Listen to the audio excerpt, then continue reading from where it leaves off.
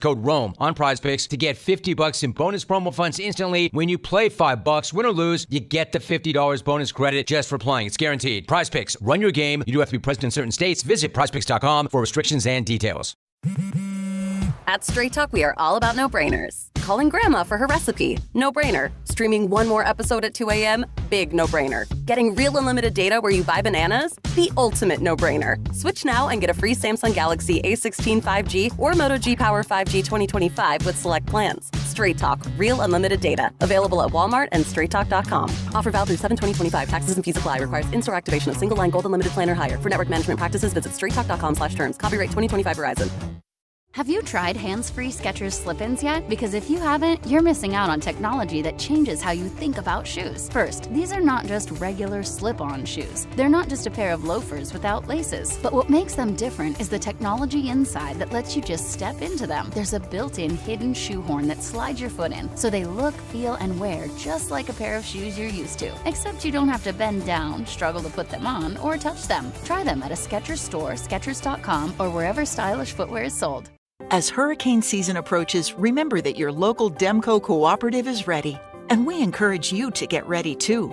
Visit demco.org to download a free hurricane preparedness checklist, and be sure to register and update your My Demco contact information. We're dedicated to keeping you informed before, during, and after a storm. Neighbors, friends, and family. Together, we can weather any challenge. Demco, powering life and community. That's the cooperative difference. Coors Light presents To Chill or Not to Chill, when your friend bets against your team and the friendship.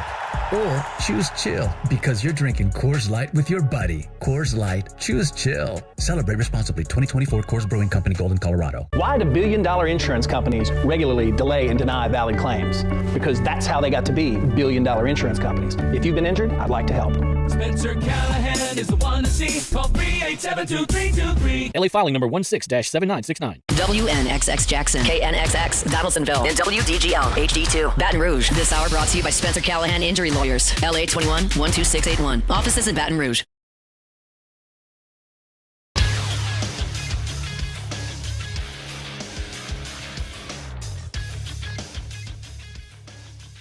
Good morning. It's 7 a.m. here on Friday, June 13th. Today in Baton Rouge, you can expect rainy skies with a high of 85. On today's show, we'll have Mikey Matuk in studio during the 8 o'clock hour. J.D. Patel of On3 Sports at 9 o'clock. And then at 9:30, Peter Burns. You can follow us on Twitter or Instagram at OTB_ESPN. And watch us on YouTube at the 104.5 ESPN channel. Hour number one of Off the Bench, live from the Mercedes-Benz of Baton Rouge studios, starts now. All-Star Toyota presents Off the Bench with Jacob Hester and Matt Flynn. Let's go, baby, let's go! From a championship backfield to your morning drive. Hands to Hester, and Hester, yep, got it, 5 out of 5. You're locked in to Off the Bench. Flynn is back to throw from the end zone. Live from the Mercedes-Benz of Baton Rouge studio, here's Jacob Hester and Matt Flynn. Yo! Jordan, you got a yo! Yo! There you go. Yo! There you go, Taylor. Gosh, come on, guys. We can't mess that up on a Friday. Can't, man. Weekend vibes already all over this place. OTB, Jake, Jordan, and Tay-Tay. Alondra and Flynn, both out on vacation. Hey, man, we labored through. We are here. The question really is going to be, will Flynn pull a T-Bob? Will we on Sunday night at about 8, 9 o'clock at night, guys, you're not going to believe this.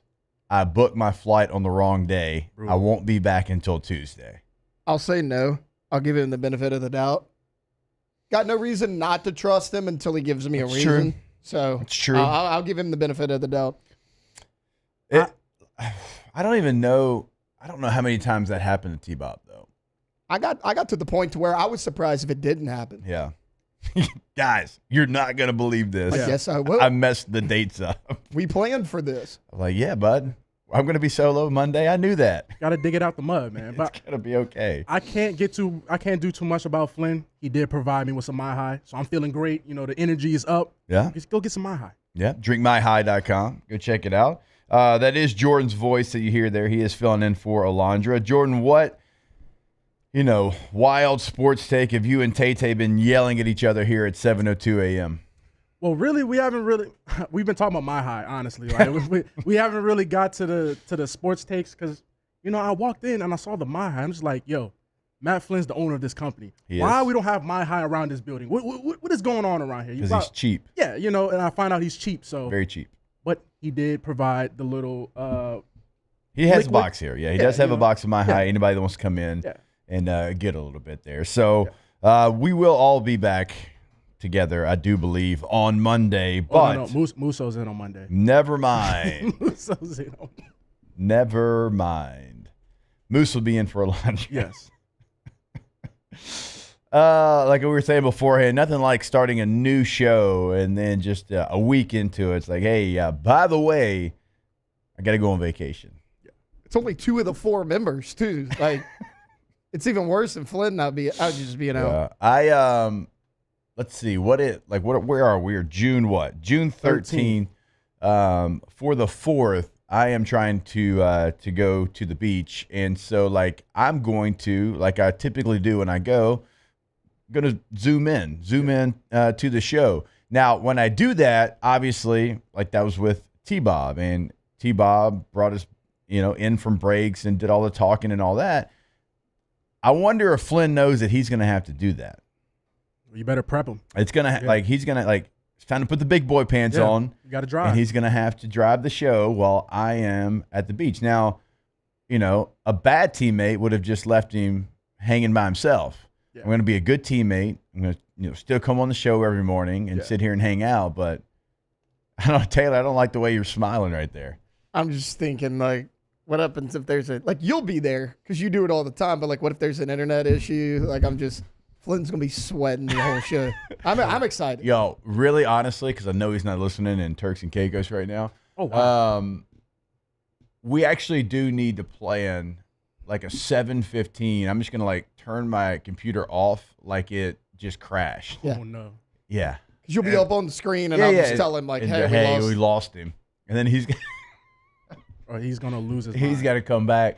He did say that hosting a show solo was more nerve-wracking than playing in front of 100,000 people. Really? I can see that. You got a helmet on. It's tunnel vision.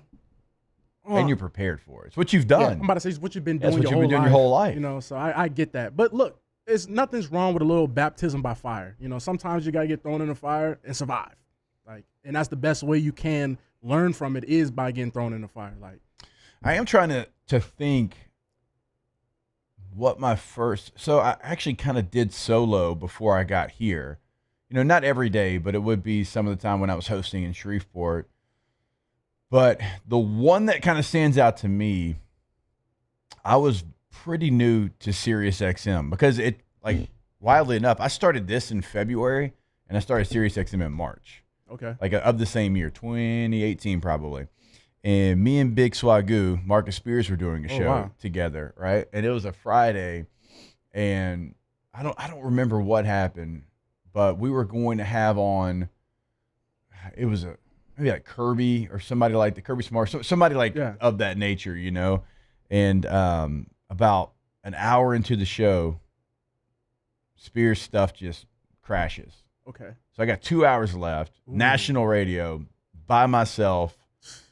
And, luckily I had Kirby because I know Kirby, played for him. But when you're looking at the clock and you're like, oh, my God, it's 8 o'clock. I got to get to 10 o'clock. Actually, it was earlier. So it was 7 o'clock. I got to get to 9 o'clock.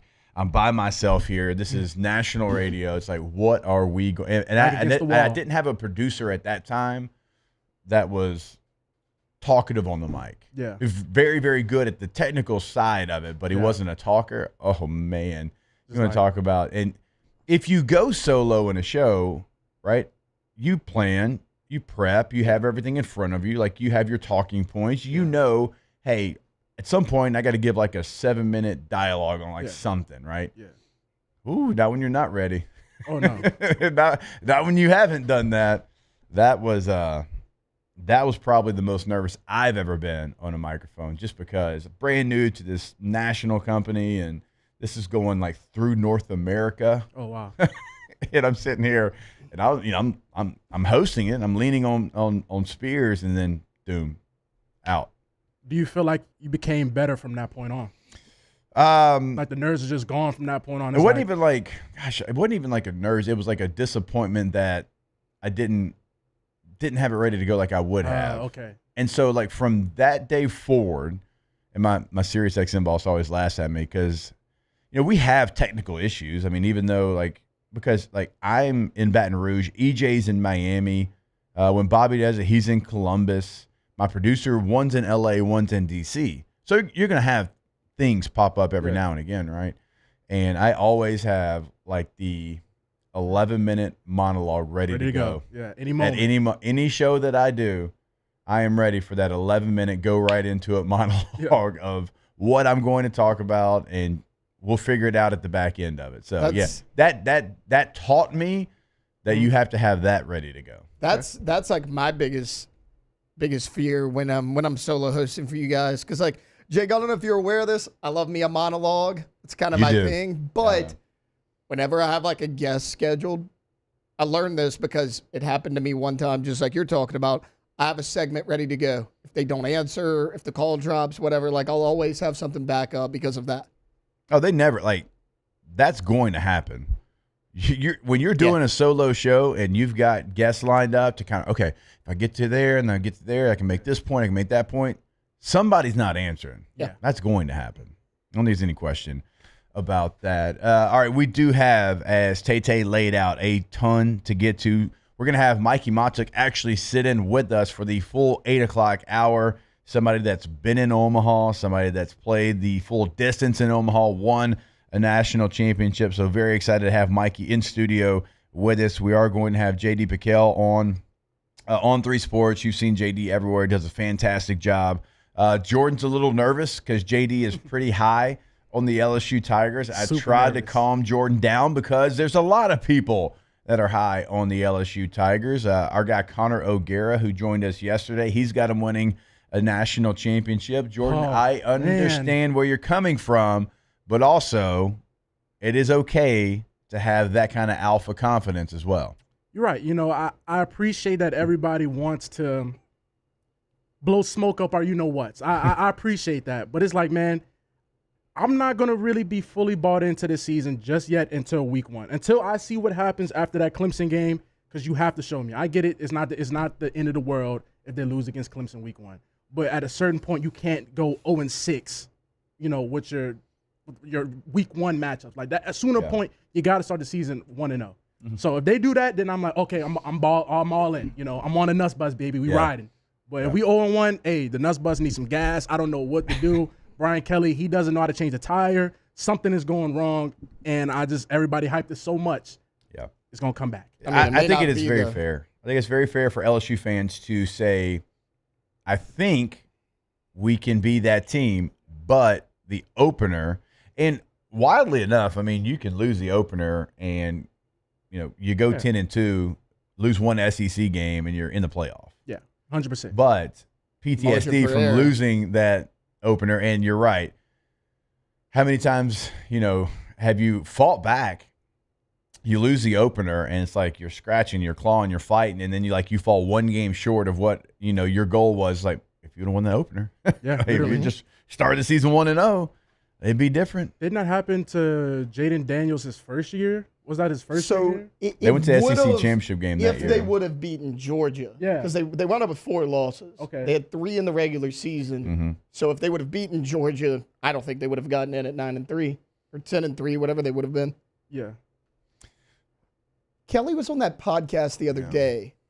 I don't remember whose podcast, and he was talking about how, hey, this is the first time, we're Clemson all over the locker room, this, and that. It says Clemson here and there. And, a lot of people had pushback saying, okay, well, for the longest time, you put too much stock into the Alabama game. I don't want you to do that here. I would normally agree, but whatever the hell Kelly did in the past, do the opposite. Yeah. He's like, this is the first time we've done that. I'm like, good. do it, change it up, do something different. So I don't know. We'll see if it works or not, but he's taking a different approach. See, I hadn't seen that yet, but making too much of the Alabama game, like there's one thing that we all have to understand is Nick Saban was coaching that team that entire time period. And it's not even like a slight at Dabo or anybody they've played, but like Nick Saban at Alabama for a long time was just inevitable. That's what it was, right? So I think it's a different scenario. And yeah, like Coach Miles and that time period, it was like all built up around one singular game. I don't think this is building up around one singular game. Like that game was in the middle back end of the season. This game's just started off. Yeah. This game is from the very beginning. Why would you not be putting up all the logos of the team you're facing in the first week? I talk about it all the time. I'm trying to think of the openers that we had while I was at LSU. I think we had Oregon State, Arizona State, and I know we had Mississippi State my last year. That was like a Thursday night game or something. Mississippi State kicked off the season. Yeah. Thursday in Starkville. Yeah. Maybe like 06 we did have, I think, ULL or somebody. But like for the most part, like we had Power 5 opponents, right? And Arizona State, we didn't get the chance to like, think about it all season because it was Hurricane Katrina. That's why we let off that game. But yeah, 2005. I mean, I definitely remember Mississippi State like talking about it and that being a off-season rallying cry of, hey, we got an SEC opponent from week one. I don't give a damn who it is. It's in the SEC. It's on the road. And Moffitt talked about it all the time. We're running 110s. You think it's hot here? Starkville, Mississippi, it's 10 times hotter than here right now. They're out working you. I mean, the whole strength coach. Got to get you going. Got to get your mind right. So I love that. Why would you not, like, you got a dog right off the top in week number one. It's a top 5 type matchup. Your Heisman Trophy candidate quarterback versus theirs. At their house. Your Death Valley versus their little Death Valley. Like hell yeah. I want that game talked about every day. Every day. Every single day. I want something talked about in that game. So if people don't like that, I don't like that because I think you need to highlight it. It's not week 9. That's where you get into trouble with Alabama. It's Nick Saban, it's Alabama, it's week 9. What about the first 8 weeks? Literally. You don't have that. There's nothing else in front of you. And no. Like to your point, it's the marquee matchup of quarterbacks, right? But it's more than that. Like Jordan's talking about everybody hyping up LSU. Everyone is saying this is the best roster Brian Kelly's ever had at LSU. Yeah, but you could argue this is the best team Brian Kelly's played in the opener. I get the 2023 Florida State team. That was a neutral site game both times. This is a true road game against a Cade Klubnik. He has his top 3 receivers from a year ago back. They have a great D-line. Your O-line's your biggest question mark. Like, you have to highlight this game because if not, you're going to lose it again. And didn't Clemson actually bring transfers in for the first time ever? A couple, a handful, like 2. I think actually like 2 or 3. That's like record for Clemson. Oh, yeah, they never brought one in. To say so. The only transfers they had brought in, it was someone who had deep ties to the school. Was it McCoy? Brew McCoy, or he went to Tennessee? No, he was Tennessee. All right, Tennessee. And then they brought somebody in that had signed with Clemson, played there, left, and came back. Okay. So they had never really gone and got like a true transfer from somebody else until this year. And I think they got 2 or 3. So, hey, look, it's a good roster. Yeah. Their front 7 on defense might end up being the best you play all season long. You've got a brand new offensive line, right? There's going to be things that give you problems in this game. Yeah. Well, look, but you also have some advantages too. It's funny we say this and we're talking about this because one of my biggest gripes, and I think I told you this off camera when last time I was here, and I was like, my biggest gripes is when you watch week 1 of an LSU game or LSU season and then look at the roster. Well, look at who's starting week 1 and then look who's starting like week 6. Yeah. And it's just like, bro, if y'all didn't play such a marquee matchup week 1, like you're trying to figure it out on the fly. I'm okay with that. I'm okay with the marquee matchup. Week 1? I'm not Hunt. Oh, man. So I went back and looked at, your years when y'all played. Like, y'all played, like you said, Arizona State. You played Mississippi State. Oregon State in 04, my freshman year. 05, were you talking about the Katrina year? That was Arizona State. Yeah, and I was just like, can we get a game like that? Can we play at Arizona State? Arizona State was ranked. Now. They're good now. They were ranked at the time. Really? Yes. Oh, man. And honestly, that Oregon State game was a battle. Yeah. Derek Anderson was a quarterback for Oregon State. Do y'all remember that name? Oh, He yeah. was like the one Cleveland quarterback who's had some success. Yeah, he made like terrible. a Pro Bowl in Cleveland. Yeah. I remember he replaced Charlie Fry, who was awful.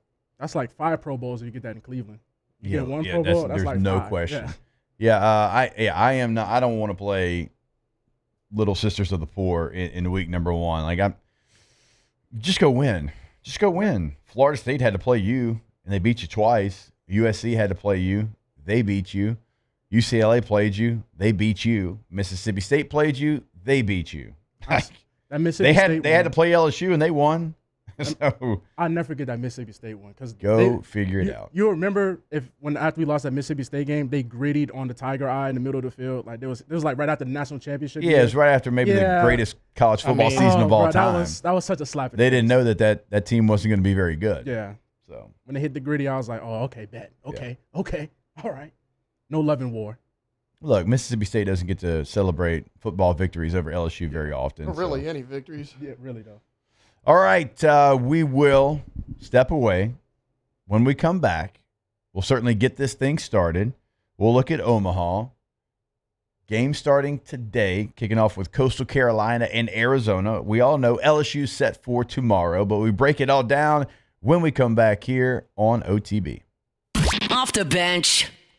All right, go to allstartoyotaofbatonrouge.com. Allstartoyotaofbatonrouge.com. Right now is the best time to go check out what they have available in the rental department. Because here we are again, we are June the 13th. Chances are you've got a trip, maybe even coming up this weekend. You've got a trip coming up in the next couple of weeks. This is vacation time. This is World Series time, not only for college and LSU in Omaha, but for softball, but for baseball. You're finishing your travel baseball season. So if you've got a tournament that you're going to, you got the bat bags, you got the luggage, you got all the extra gear, you don't have space in your current vehicle, go get something from All-Star. A Sienna minivan, Sequoia full-size SUV. Maybe you want a truck because you want to drive to Omaha last minute. You want to go tailgate. Go pack the truck up. The Tacoma, the Tundra, everything is available. All-Star Toyota of BatonRouge.com.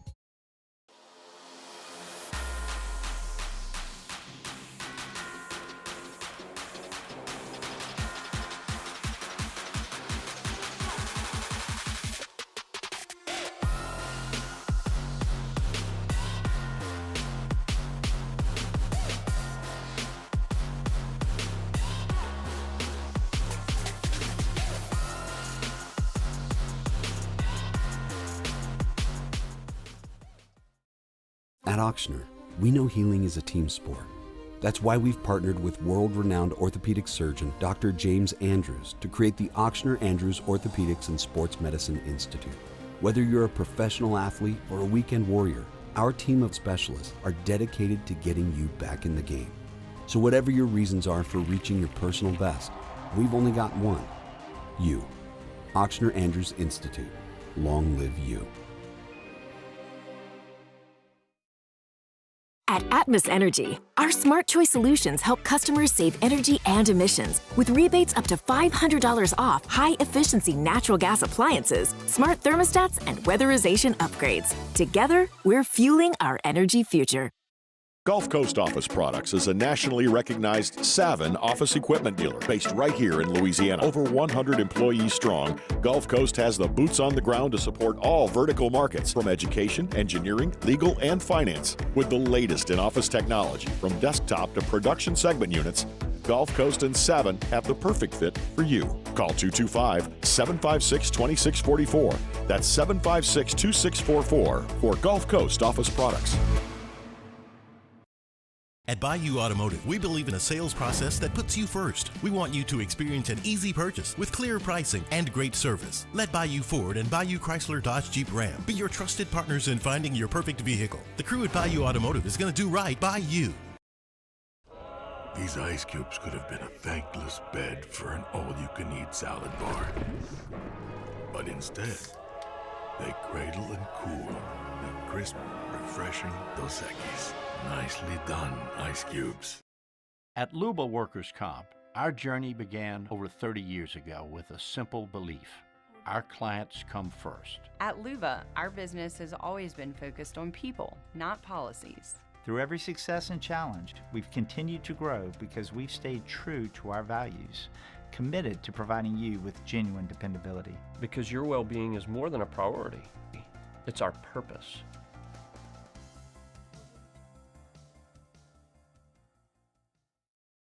Man, age is just a number. Don't let it dictate how you feel. Goodwood Men's Sexual Wellness has anti-aging services that can help you look and Cause I'm all white, hey, Mr. White Dog, you heard me box a minute, y'all. This would be the remix. From players to legends, Hester and Flynn break down LSU football like only champions can.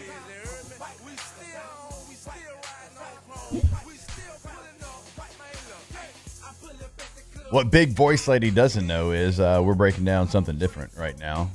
We'll get to LSU football later on. They did get a big commitment yesterday, and you know Tay is all over that. But let's talk a little Omaha now. But before we do, let's go ahead and get this show started.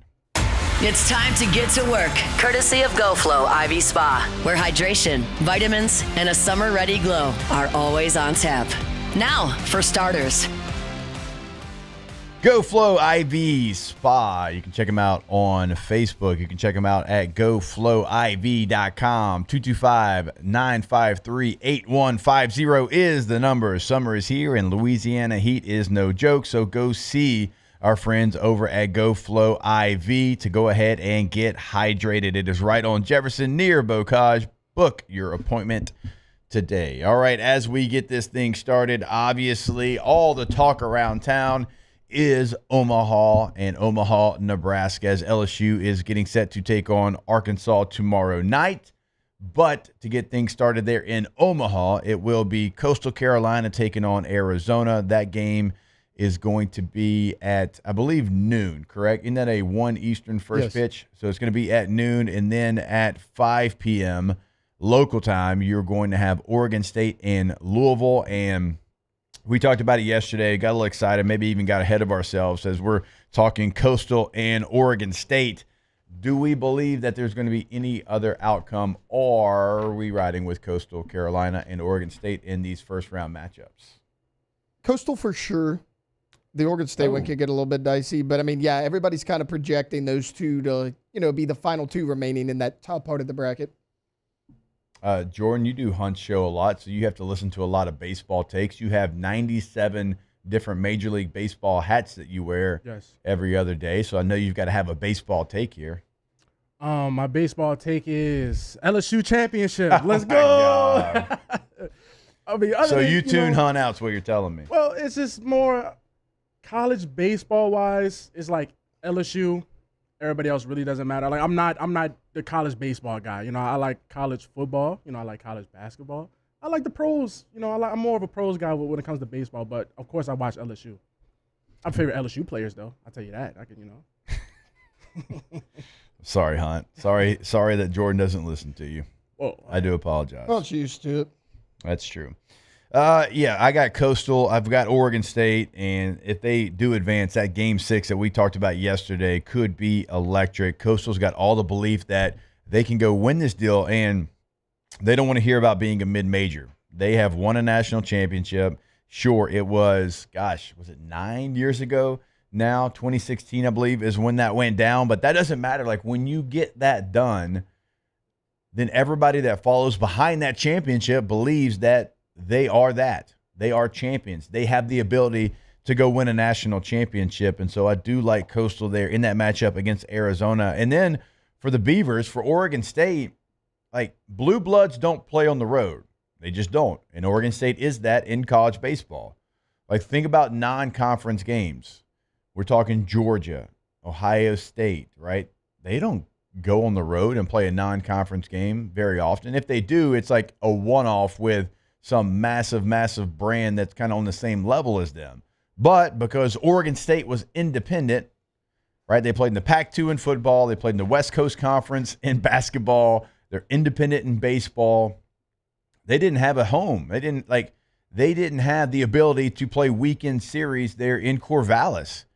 Because after they played their non-con, they had to find people that had off weekends. And that just doesn't happen in college baseball. Once you start conference play, it's like, okay, we're in the nitty-gritty of it. But for Oregon State, they had to reach out to teams in the Big Ten. They had to go play like Iowa and like what they were calling a neutral site, but it was like right by Iowa, and you had to travel across the country in like a neutral site series. Oh, yeah. You had to play a bunch of Big West teams. You know, Cal State, Fullerton, UC Irvine, Long Beach, like those teams. Like you had to do whatever you could to just get games. Now, I mean, their schedule actually was pretty good. Ended up playing some really good teams, but mostly on the road. So them going to Omaha, Nebraska, that ain't nothing but a thing for them. They've done that all season long. And you saw how much they enjoyed playing at home in Corvallis last weekend against Florida State, down 4-1 with 2 outs, and you win the game. There's something about Oregon State being battle-tested like they are that I think is going to play really, really well. And I started out the process thinking Coastal, but the more and more I think about it, dive into it, and the way Oregon State has played this year, the things they've had to overcome this year, I think the Beavers actually win bracket 1. Yeah, I mean, I could see it going either way, but everyone talks about, hey, Coastal Carolina has over 50 wins. Oregon State's sitting at 47, so that's kind of what and what. You talk about playing on the road a lot. You're battle-tested. You're comfortable away from home. What did we talk about this LSU baseball team a month and a half ago? Why can they hit the cover off the ball at home, can't hit a lick on the road? Now, that's changed a little bit, but there's a lot of teams like that. Oregon State's won big games on the road, and we don't know how many fans of what fan base. I imagine a lot of Oregon State fans are going to travel to Omaha because they haven't seen their team play a lot this year. Mm-hmm. So they might have a lot of this little home crowd behind them in Omaha. No, I don't hate that pick at all. Like everything you need to be successful in Omaha, like Oregon State has it. They also have a tie on their record. I got to do some I saw that. Investigating and see what the tie. It's probably because they were cross country playing the game. And they're like, hey, we got to get home. we got to get back. If it was in a weather delay. Yeah, we got to get back to Oregon. In bracket 2, obviously the one that we're going to all be eye hustling a little bit more than bracket 1. You've got UCLA and Murray State. That is going to be Saturday noon first pitch. And then, of course, Arkansas and LSU. No surprise. Going to be the primetime game there. UCLA, Murray State. Real toss-up for me. Now, UCLA has not lost in this postseason. They have not lost They have not dropped a game. And I feel like we hadn't talked about that. 0 losses on their resume here in the postseason. All right, now, they probably expected to have to go to Austin, Texas, and they got UTSA at home, but still, you can only control what you can control, and they've controlled all of it because they're undefeated. And then Murray State has by far had the hardest path to get to this point. You go through Ole Miss. You go through a Georgia Tech team that won the ACC regular season, that probably should have been one of the 16 host sites.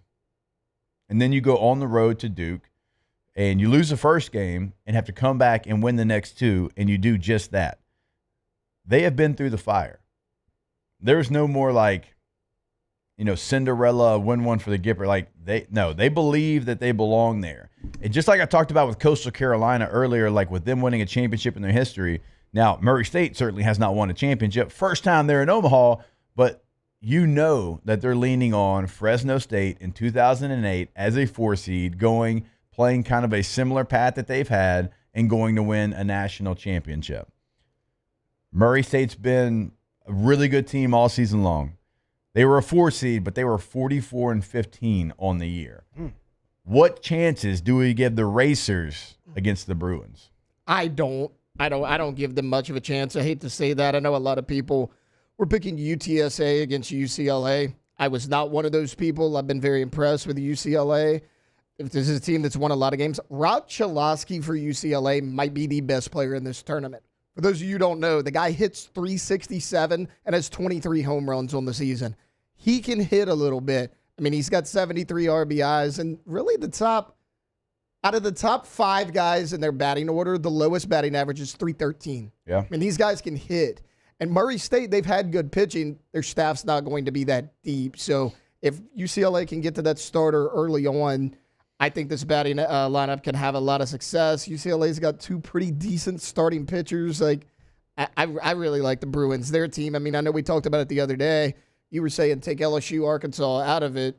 Who would be your best bet as far as what their favorite is to win the title? And UCLA was my pick. I'm kind of sticking to that. That's kind of maybe the team I like the best that a lot of people are talking about in Omaha. UCLA is a program that I think a lot of people just assume they've had this long-standing history of success and, that they've always been in the thick of it. And I think they just get that confused with other schools that are located in Southern California with your USC and Cal State Fullerton and those schools. For UCLA, now there was a time period where they looked like they were about to be that team. 2010, 2012, 2013, they make it to Omaha. But before then, they had only made it twice, 1969 and 1997. Now, that 2013 team, they did go win a national championship. It's been 12 years since UCLA has been in the College World Series.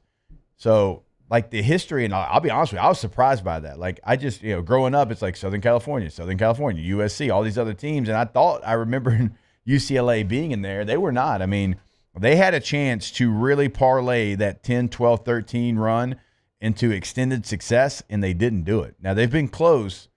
So the Bruins going to be real hungry to be there and to go get a victory. And for them, they might not tell you publicly, but when you look at the field, no disrespect to Murray State, it's been awesome to watch, but you would pick Murray State to be the team that you go against. They're a 4 seed, right? And it's Murray State. You said it's Murray State. Don't disrespect John Morant like that. Well, hey, he ain't on my team, so forget John Morant. Wish you well. 2 years ago, I wish he was. John Morant, come after your ass, Jordan. Hey, I practice the Second Amendment. You're going to try whatever you want to try. All right. On that note, let's take a break, and we'll preview LSU and Arkansas in detail when we come back here on OTB. Off the bench. So when Flynn left for vacation, he's like, hey, I'm going to have my phone. Y'all let me know. Y'all hit me up. Y'all need anything. I'll be right there. I'll post all the show stuff, and so we'll get it all out there, whatever. We've gotten 2 messages from him, which, look, it's fine. It's okay. You're on vacation. Go do you. But we've gotten 2 messages from him. One was an ice-cold airport Dos Equis, right? The second one was him on a T-shirt because he's turning 40. You got a birthday theme going right there. He's on a golf course with this ridiculous haircut. But in his hand, he's got an ice-cold Dos Equis, right? So Flynn goes for Dos. We go for Dos. You should go for Dos. And it is the best pool beer, beach beer, lake beer, shower beer, tailgate beer, stadium beer, any beer. It is always going to be Dos Equis. And so here in this month of June, all these different activities going on, probably going to be outside a little bit, man. Go ahead and have that cold or refreshing Dos Equis. Drink responsibly and always go for Dos. At Bayou Automotive, we believe in a sales process that puts you first. We want you to experience an easy purchase with clear pricing and great service. Let Bayou Ford and Bayou Chrysler Dodge Jeep Ram be your trusted partners in finding your perfect vehicle. The crew at Bayou Automotive is going to do right by you. Flight by Yingling is raising the bar by crafting the next generation of light beer. With only 2.6 carbs and 95 calories, this is premium refreshment 6 generations in the making. Flight by Yingling. Raise the bar. Gulf Coast Office Products is a nationally recognized Savin office equipment dealer based right here in Louisiana. Over 100 employees strong, Gulf Coast has the boots on the ground to support all vertical markets from education, engineering, legal, and finance. With the latest in office technology, from desktop to production segment units, Gulf Coast and Savin have the perfect fit for you. Call 225-756-2644. That's 756-2644 for Gulf Coast Office Products.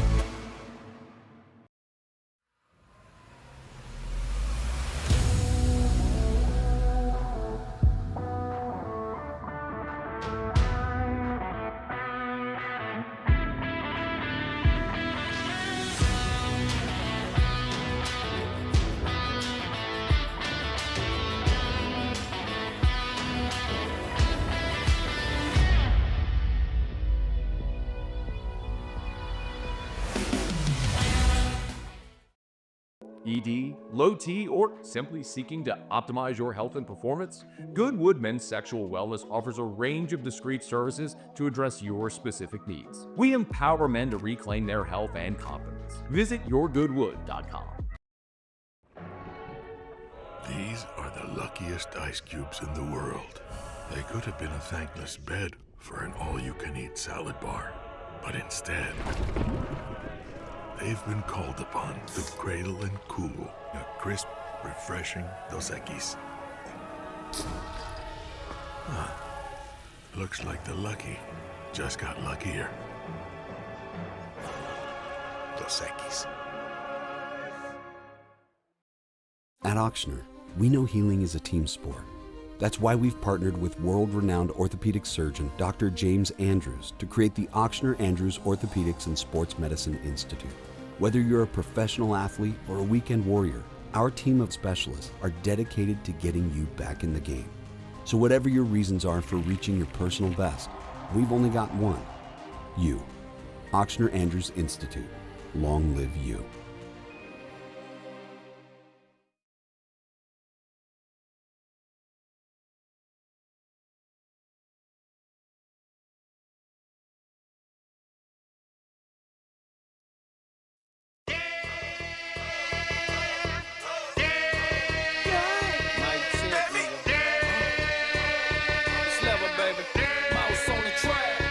From players to legends, Hester and Flynn break down LSU football like only champions can.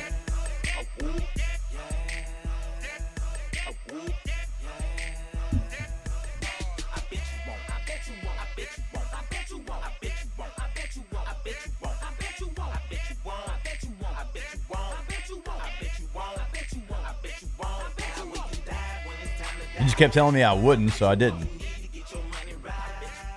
Hey, man. Great song, but he's like, I bet you won't. Well, okay, I won't. I won't do it. I won't do it. I don't have to come back. I bet you I won't do it whenever I want to come back. You're going to get dad jokes all the time here. I am a father of many. LSU-Arkansas.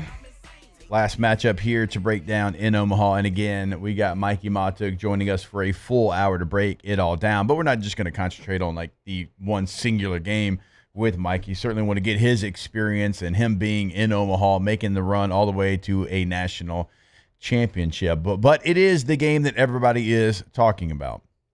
It is the game that I think everybody wants to see.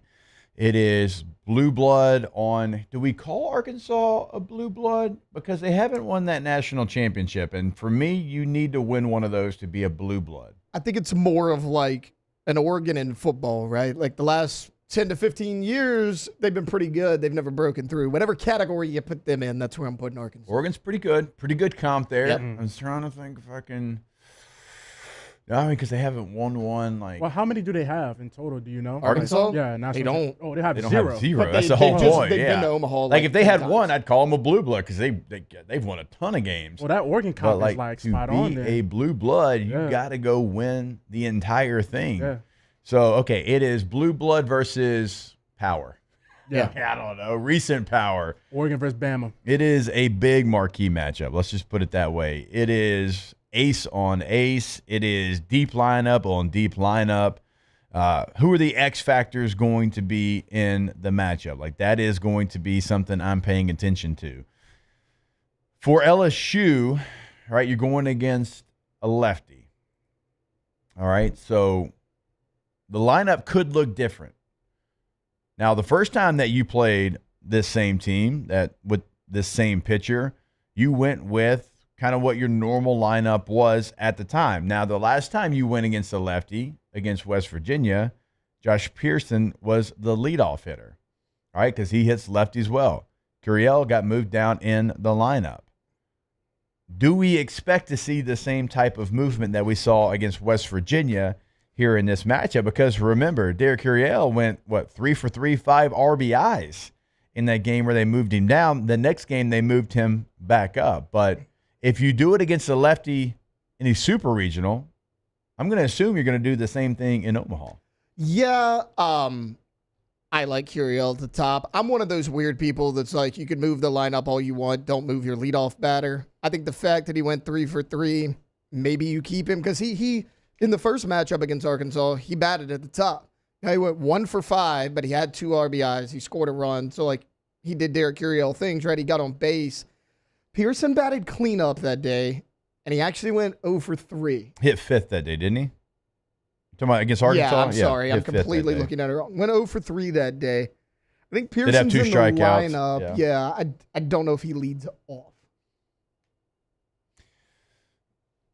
I just think if you did it in the Super, but again, I mean, obviously Jay Johnson, he does, like, he's going to move things around. He's going to come up with what he feels like in that moment is going to be the best lineup. So that is one thing to pay attention to whenever it is rolled out there. And Jake Brown's somebody that probably doesn't start the game, but when he's in the game, he's your cleanup hitter, right? Because the splits between lefties and righties obviously is going to be eye-popping when you look at it. It's like, oh, okay, well, I understand why you're making that move. And to have a piece like that on the bench, knowing as soon as they get a righty out of the bullpen, you can go, you know, your normal cleanup hitter against a righty off the bench against that guy, obviously something that is key for LSU. So we'll see how it's formatted. We will see how the lineup ends up shaking out because, again, Jay likes to move different pieces around depending on what the matchup is. Last time out, Root did go 6 innings, gave up 5 hits, 2 earned runs, struck out 6, did not walk a batter. Cade Anderson, 5 2/3, 7 hits, 3 runs, all earned, 1 walk, 10 strikeouts. But even, I think, to the breakdown here, more importantly, Chase Shores came in. He went an inning and a third. He only gave up 2 hits, 1 run, no walks. That's a big part there. And then Zach Cowan came in, 3 innings, only gave up 2 hits, no runs, walked 2, struck out 3. I love kind of stacking it like that, right? And it's like a very elementary thought process of baseball of going, you know, speed, elite speed, guy with a devastating changeup, right? You're changing the speed on them, right? You're changing, you know, what they have to pick up out of the pitcher's hand. So, look, if it works out like that again, you go Anderson, Shores, Cowan, I think you're in a good spot if you're LSU. I think you just found who's the key to this game, too, Jake. I mean, no secret, Zach Cowan, not awful, but not, you know, what he was earlier in the year. In that Arkansas game, that's a 1-run game. Zach Cowan gets the ball the last 3 innings, strikes out 3, gives up no runs. Like, if you can get that Zach Cowan again, you don't have to burn as many bullpen arms. If he can go 3 innings for you, giving up no runs, like, that might actually be the key to the Arkansas game again. And of course, like, we're making a lot of, you know, this game 1 for LSU. It's going to be game 4 overall in Omaha. But the thing for LSU fans, no matter what, if you win or if you unfortunately lose, you are not in a terrible spot, right? It's not complete doomsday if you lose. Again, the obvious statement, you want to win the baseball game. Nobody is going to be able to throw somebody out there in a game 2 scenario like LSU. And I'm talking about in the entire tournament. You have 1A in Cade Anderson and 1B in Anthony Ianson, and you can flip those, rotate them however you want. It could be 1A Ianson, 1B Anderson. You have the best 1-2 punch in the nation. So even if you do drop this game, it is not all over for LSU. You can climb your way out of the loser's bracket. Not what you want to do, but this team right now, and the way it's formatted, it is set up to make a run in Omaha. So game 1, highly important, no question about it. You'd rather Anthony Ianson pitch in a game in the winner's bracket, but that is certainly something, because I think we're making so much, and just like Arkansas, I've been on 2 Arkansas shows this week, so much about this one single game. That's not what Omaha is. Omaha is a grind. It is lengthy if you're doing it correctly. So, look, we'll break this game down, but certainly there's going to be big things to play for either way for LSU or Arkansas, depending on who wins and loses the game. All right, we will step away here on OTB, and when we come back, Tay-Tay is going to hit you with a little LSU football recruiting news here on 104.5 ESPN Baton Rouge. Off the bench. All right, go to TrashRangers.com. TrashRangers.com is where you can sign up for your residential service, your commercial service, your roll-off dumpsters. For your trash pickup, it is reliable and hassle-free. I mean, no hidden fees, reliable weekly service. If there is a holiday, like they're not going to just skip over you. They're going to schedule your trash pickup within a couple days of said holiday. Sometimes they even work on holidays. Memorial Day, they were out there working. You're not going to get that with the trash service, the national guy that you don't really have a say so. It's like they're just going to skip over you for a week. Like, that's the best part about having somebody local. 225-363-9053 is the number. Call them, ask them about those roll-off dumpsters we tell you about. 3 different sizes to choose from. If you've got a project at your home, at your business, they're going to make sure you have the right size dumpster at your project, at your home. Again, 225-363-9053.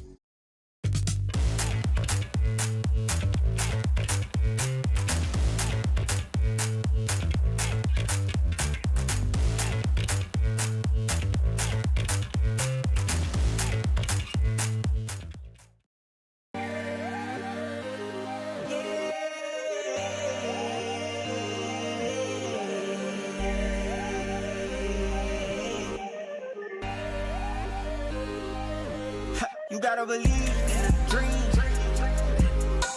Believe. You gotta believe in a dream. Believe. You gotta believe. My whole team on wild. When it comes to choosing energy for your family and your home, make the smart choice with natural gas. You can count on efficient and affordable natural gas to keep you comfortable and reduce your environmental impact to help protect our planet. Together, we're fueling our energy future. Atmos Energy. At Luba Workers' Comp, our journey began over 30 years ago with a simple belief. Our clients come first. At Luba, our business has always been focused on people, not policies. Through every success and challenge, we've continued to grow because we've stayed true to our values, committed to providing you with genuine dependability. Because your well-being is more than a priority. It's our purpose.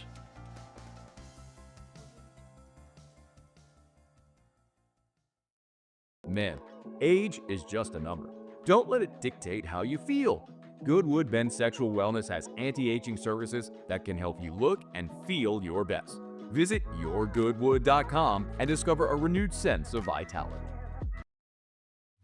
At Sunshine, we know what you see when you look at your land. Where others may see dirt, you see the foundation you've built your life on. This, it's hallowed ground. It's past, present, and future. We're proud to provide quality John Deere equipment to help you maintain the land you love. Check out our current promotions and learn more about what it means to be powered by sunshine at sunequip.com. Gulf Coast Office Products is a nationally recognized Savin office equipment dealer based right here in Louisiana. Over 100 employees strong, Gulf Coast has the boots on the ground to support all vertical markets from education, engineering, legal, and finance. With the latest in office technology from desktop to production segment units, Gulf Coast and Savin have the perfect fit for you. Call 225-756-2644. That's 756-2644 for Gulf Coast Office Products. These are the luckiest ice cubes in the world. They could have been a thankless bed for an all-you-can-eat salad bar.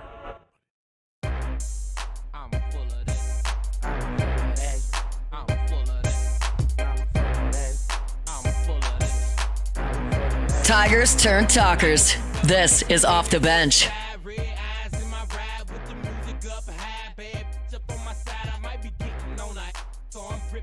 Bad what on this guy? I missed what? Bad woman.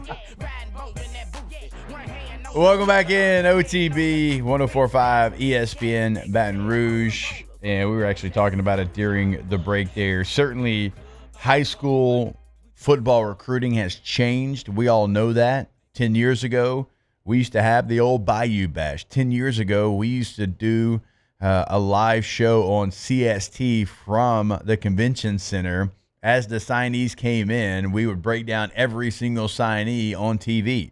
Like, we all know that has changed. It is no longer the same. The portal certainly has affected that as far as you can get players out of the portal and you might only have a guy for a year. Sometimes they don't even make it to their first fall. They get here in January and they transfer before that's even over, right? So it's changed. The following every single day recruiting part has changed. I mean, there used to be times I would do radio and that would be the lead topic of like high school recruiting and who LSU had gotten and where their class is. Not the same there, but still doesn't mean that LSU's not doing big things in high school recruiting. It is still very important if you're a football program to build the foundation of your program through high school recruiting. You look at, Michigan, their national championship team, the Buckeyes last year. Yeah. You look at Georgia in the back-to-back years. They have guys out of the portal for sure, but the foundation of that team was through high school recruiting, and so LSU is still doing big things in that realm. And Tay, they got another big commitment yesterday. Yeah, big's an understatement. 6'6", 295. Emmanuel Tucker, offensive tackle, obviously at that size. 4-star player. He was the 17th ranked offensive lineman for 2026. The way I always look at it, Jake, it is really hard for whatever reason to get guys in Mississippi to leave the state. Brian Kelly has done a really good job of that. And then when you look at this O-line class, it's actually coming together pretty good. So you got Jalen Chapman already on board. He's an interior player. Bryson Martinez, who we've talked about before from EA, he's a tackle. And you're still after the Maryland monster, Emmanuel Iheanacho, who not exactly a small guy, 6'7", 350. He's going to be an interior player. Like, if you can land all those guys, you got 4 or 5 guys that you really feel confident about all in the same recruiting cycle. Like, credit to Brad Davis. Yeah. More and more, these elite offensive linemen. We saw it last year. Carius Kern, you flipped him from Arkansas, a month and a half before signing day? And then on signing day, Solomon Thomas, who was from Florida, he had been committed to Florida State for like a year. You flipped him on signing day. Like, as good as LSU's offensive lines have been, the sum's always been, or the whole's been greater than the sum of its parts. You're now landing elite guys under Brad Davis. Yeah, right now in this upcoming class, you are second in the nation on On3.com team rankings. Only USC right now ahead of you, and that's because they have 18 more guys committed than you do. So that's why they have the number 1 spot. Nobody has more 5-stars committed than you do. Only Ohio State has the same amount. So LSU right now doing great things in this 2026 cycle. We'll see if it can continue because, as we also talked about during the break, you got to get to the finish line. That finish line, sometimes it feels like it is 30 miles away. But, here you are. You've got a great transfer portal class. You've had top 10 classes over the last couple of years. You did finish with a lot of the things that we talked about last year. We'll see if they can hold on to all the players that are here in this class.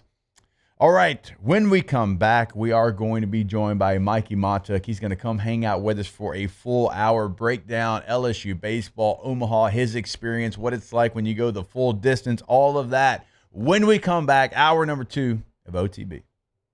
Off the bench. All right, go to yourgoodwood.com.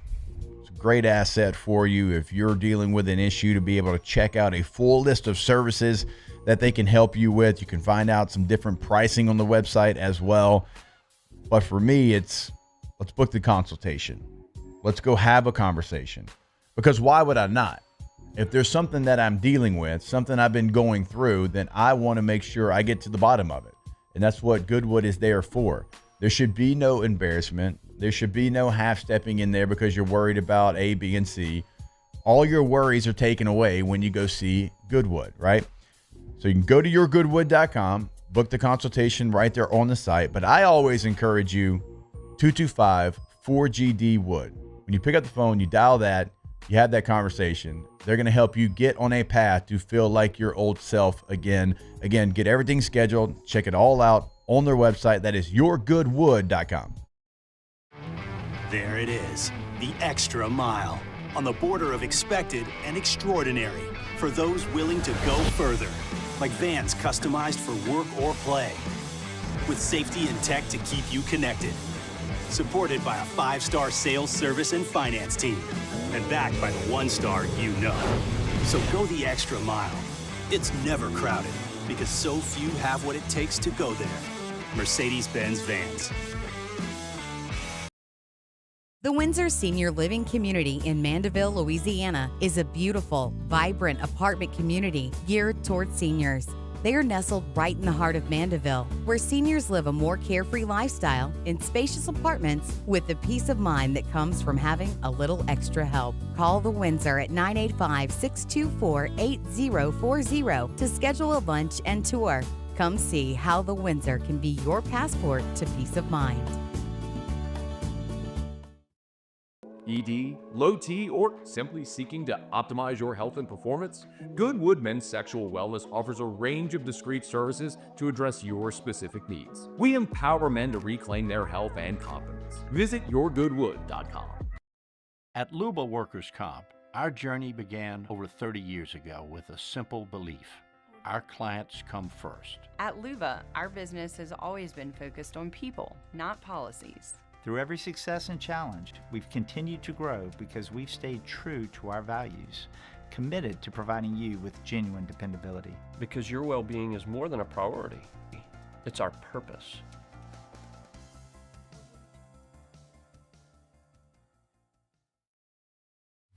At Sunshine, we know what you see when you look at your land. Where others may see dirt, you see the foundation you've built your life on.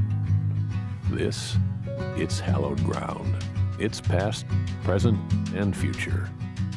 We're proud to provide quality John Deere equipment to help you maintain the land you love. Check out our current promotions and learn more about what it means to be powered by sunshine at sunequip.com. Gulf Coast Office Products is a nationally recognized Savin office equipment dealer based right here in Louisiana. Over 100 employees strong, Gulf Coast has the boots on the ground to support all vertical markets, from education, engineering, legal, and finance. With the latest in office technology, from desktop to production segment units, Gulf Coast and Savin have the perfect fit for you. Call 225-756-2644. That's 756-2644 for Gulf Coast Office Products. These are the luckiest ice cubes in the world.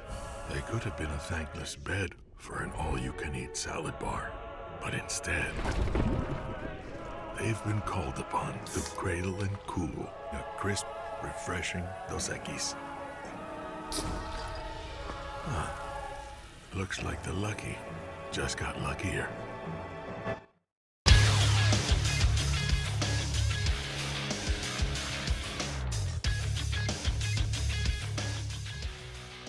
Good morning. It's 8 a.m. here on Friday, June 13th. Today in Baton Rouge, you can expect rainy skies with a high of 86.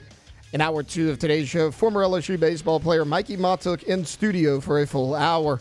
You can follow us on Twitter or Instagram at OTB_ESPN and watch us on YouTube at the 104.5 ESPN channel. Hour number two of Off the Bench, live from the Mercedes-Benz Baton Rouge studios, starts now. All-Star Toyota presents Off the Bench with Jacob Hester and Matt Flynn. Okay, here we go. Where the plays get broken down and science gets denied. Hey, they said I gotta come off the bench. Hour two of Off the Bench, live from the Mercedes-Benz of Baton Rouge studio, starts now. All right, welcome back in. Hour number two of OTB 104.5 ESPN Baton Rouge. Look, we upgraded. All right, Flynn's toes in the sand, beer in hand, 7 days after starting a new job. Yeah, and so must be nice. Must be nice. Yeah, can't hide money. You cannot, and Flynn does a great job of not being able to. That voice you hear, Mikey Matuk, joins us here. Going to sit in with us for a full hour, man. Very, very excited for this. Can't wait to pick your brain on Omaha and what it's like to be there for a couple of weeks, what it's like before you play your first game, not knowing if you're going to be there for a couple of days or a couple of weeks. Yeah. So it's completely different than like anything that I know, because when we played for a championship, it was like, all right, you go to the SEC championship game, you win that, you find out where you're at, you practice for 3-4 weeks to get ready for that one singular game, and then you drive down the street to New Orleans and you go play it.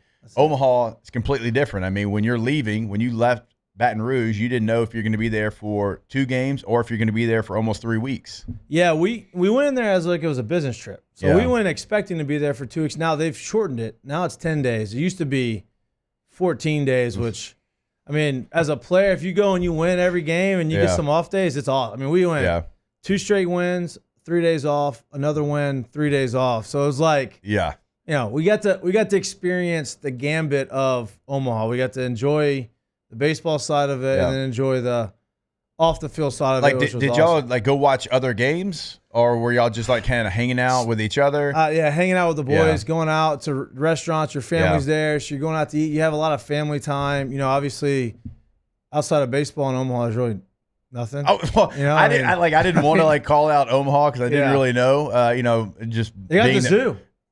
You got the zoo. This after San Diego, apparently it's the second best zoo in the country. Now I've been to the San Diego Zoo plenty of times. That I mean, great. that thing is gigantic. Yeah, that's great. But they have the zoo, and that's how many times can you go see the penguins? Though 100%. You know, right? Like it's just you get the gorilla, and it's great, and that's all you got. But we had the zoo. I was 18, so you couldn't go to the casino. Oh, you know, they have a casino right over there. I think in Iowa. Once you go over, the border cross or over. But yeah, so we got to experience that part of it, and which was awesome. But we had a really like close knit team, and so you know, we had a lot of fun. It was great. But going in there, you know, you expect to be there for 2 weeks, but you could go 2 and Q and be home. What was the kind of feel, the expectation, just from a player's view, not like from the outside, not from Coach Maneri, but like from a player's view, like how did y'all feel going into the tournament? Yeah, so I was fortunate. I was a freshman, right? So like as a freshman, usually you're just trying to find your way. At that point in the season, you know, you're kind of not a freshman anymore, but you're still a freshman, right? But I was lucky that we had a bunch of veteran guys on the team. I mean, we had 5th-year seniors, 4-year seniors, juniors, sophomores that played as freshmen. So, like, we had a really good mix of guys. And so, you know, going in, they had already gone to Omaha the year before. They had that 23-game winning streak. And so, coming in, they really made it known, like, hey, listen, we're not going there, like, have a great time and, you know, get home. We ain't going to the zoo twice. Right. We're there to win. We're trying to go. We're trying to have a parade at home and that whole deal. So they kind of set the tone pretty early and you know, we got there and everybody embraced it and that's kind of how we approached it. And so we knew how good we were. Right. Honestly, I mean, we started the season at 1, we ended at 1.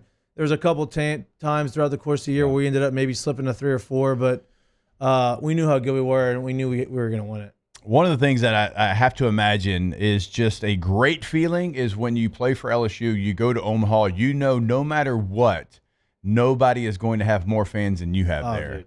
Like it's pretty wild. Like it's not close. No. It's not like it's right down the street. Right. But no matter who you play, and look, Arkansas is going to have people there this time, but no matter what, you're going to have the most fans there in this neutral site venue. 1 million, and look, the businesses in Omaha and the Omaha residents, they were more excited than probably the LSU fans. LSU made it back for sure to Omaha because, you know, they always show up. Rocco's made budget as soon as Chase Shores struck out the 3rd guy. Oh, listen, are they going to get to 100K? I mean, I would imagine it's something crazy like that. I hate Jello shots, but I was part of that 2023 part. You just kind of have to wear it. Yeah. You know, you have to go for it. Yeah.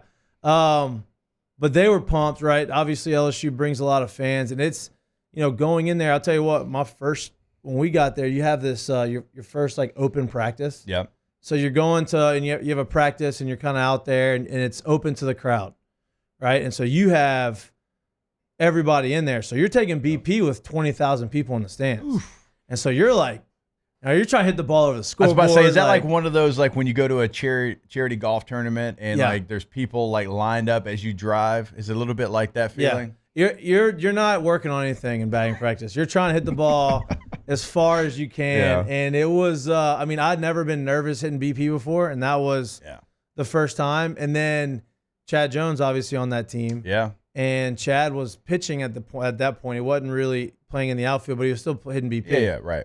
He got a standing ovation from the 20,000 fans in there. That's how far his hit was. It was fun. Yeah. But that's part of it, and the fans are there and they're supporting it, and that really makes it a lot more special for LSU to make it.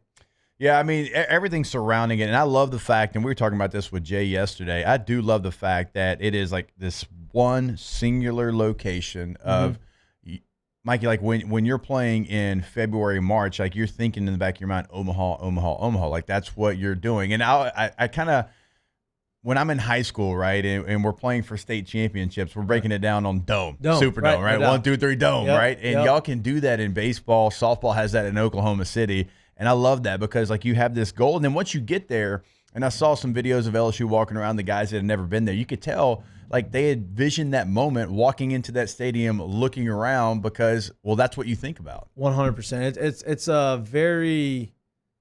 a unique, that's the only sport in college that, outside of softball. I'm trying to think, I don't think there's anything else because football, basketball, obviously those rotate like other championships. Yeah, I don't know if gymnastics has, I think they have it in Dallas. I don't even know. I mean, Frisco, one of those suburbs. Yeah, it's just, but baseball, it's unique in the sense that you know that's where you're going to be. Like this, there's a destination. This is the destination. Yeah. You know, LSU baseball fans are making the stadium's built for that. Literally, Omaha, the whole city revolves around that stadium. I didn't even know the minor league team doesn't play there. No, I thought Omaha Storm Chasers played there. Like, no, they play at the 9,000 seat stadium across the way. The one that's not as nice. Yeah, I had no idea. I was like, this is built for the College World Series. That's it. Yeah, that's it. And so it's unique and it's fun and it's something that, you know, when you're going through the fall and you're doing all your conditioning and we have the Omaha Challenge, right? Like, our last conditioning test in baseball was always called the Omaha Challenge because it's, you know, hey, you got to push through this to get to Omaha. So yeah, it's unique and it's fun. And I'm very jealous of these guys, but I'm very excited of these guys because that was one of the coolest 2 weeks of my life. So you mentioned in 23 you added to the Jello shot total. Are you trying to go back this year? Are you going to wait, see how it plays out? So I would love to be there this weekend. Yeah. Can't go this weekend. Family's coming to my house for Father's Day weekend, so we're all. Yeah, that's a thing this weekend. That's happening. Yep. So happy Father's Day to all the fathers out there. Yeah. So they're coming to our house. I'm obviously not leaving. I have an insurance conference. This is a wild part of my life now. So I have to go to an insurance conference on Sunday to Wednesday. Where's in that? Destin. So that's okay. Nice. That's nice. Yeah, it's not bad. Destin. Yeah. And then after that, if they make it to the finals, I'm going. All right. We might need to all kind of get together because if they go to the finals, Flynn said he was in, you're in, I'm in. Make Flynn get the PJ for us. If anybody can get it done, it is Flynn. Like what he forgets is those contracts he signed are public record. We can't all hide know. from it. No, you cannot. I'll give Flynn credit though. He is great at when somebody randomly, you know what Twitter is. Somebody randomly is like gonna bring up, oh, he signed this big deal. Yeah. He is awesome at his responses. He is. I mean, he embraces that. I love that. And look, you know what? He earned it. It's hard to get it. He earned it. Yeah. It's very. When you get your opportunity out there, children, you need to make the most of said opportunity because that's what my boy did. 1 million. He went out there and threw for 500 yards. That's it. Sometimes it only takes one. That's right. That's it. Just let me borrow something. Yeah. Let me hold on a couple of dollars. Let me borrow a little bit there. All right. So when we come back, eventually, obviously, we're going to break down LSU and Arkansas, but I kind of want to get your thoughts on just the entire field of Coastal and Arizona, Oregon State, you know, bracket 1, bracket 2. We'll cover it all. We'll do it right here on OTB.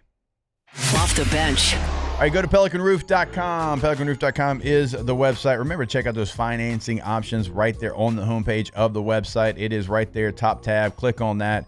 They got incredible deals going on right now with their financing. The instant roof quote is right there on the website as well. What is that? Well, you type in your address at your home, at your business, whatever space that you're trying to get a new roof, right? It's going to give you an instant quote based off the outline of your roof, an incredible tool they have over there at Pelican Roof. You can log on, see the 5-star reviews on the homepage as well. That's Google, that's Facebook, that is Yelp right there. First thing you see to let you know exactly who you're working with. They're in Lafayette.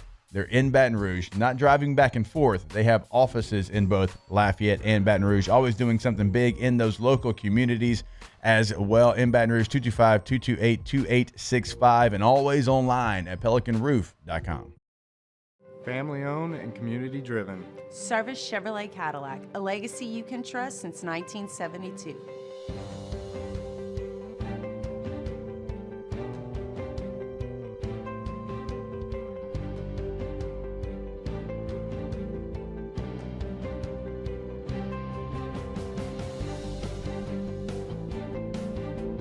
Service Chevrolet Cadillac. Our family serving your family. For over 50 years.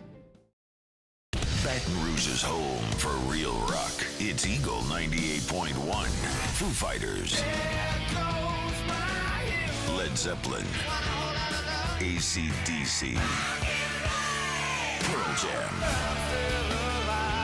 And the flagship home for LSU sports. Take us anywhere with the Eagle 98.1 app. Eagle 98.1 is the rock station. At Luba Workers Comp, our journey began over 30 years ago with a simple belief. Our clients come first. At Luba, our business has always been focused on people, not policies. Through every success and challenge, we've continued to grow because we've stayed true to our values, committed to providing you with genuine dependability. Because your well-being is more than a priority. It's our purpose.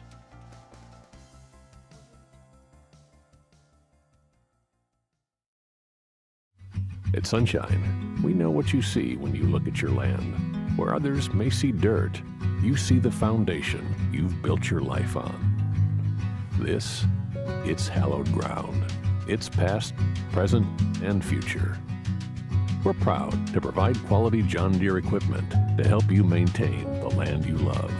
Check out our current promotions and learn more about what it means to be powered by sunshine at sunequip.com.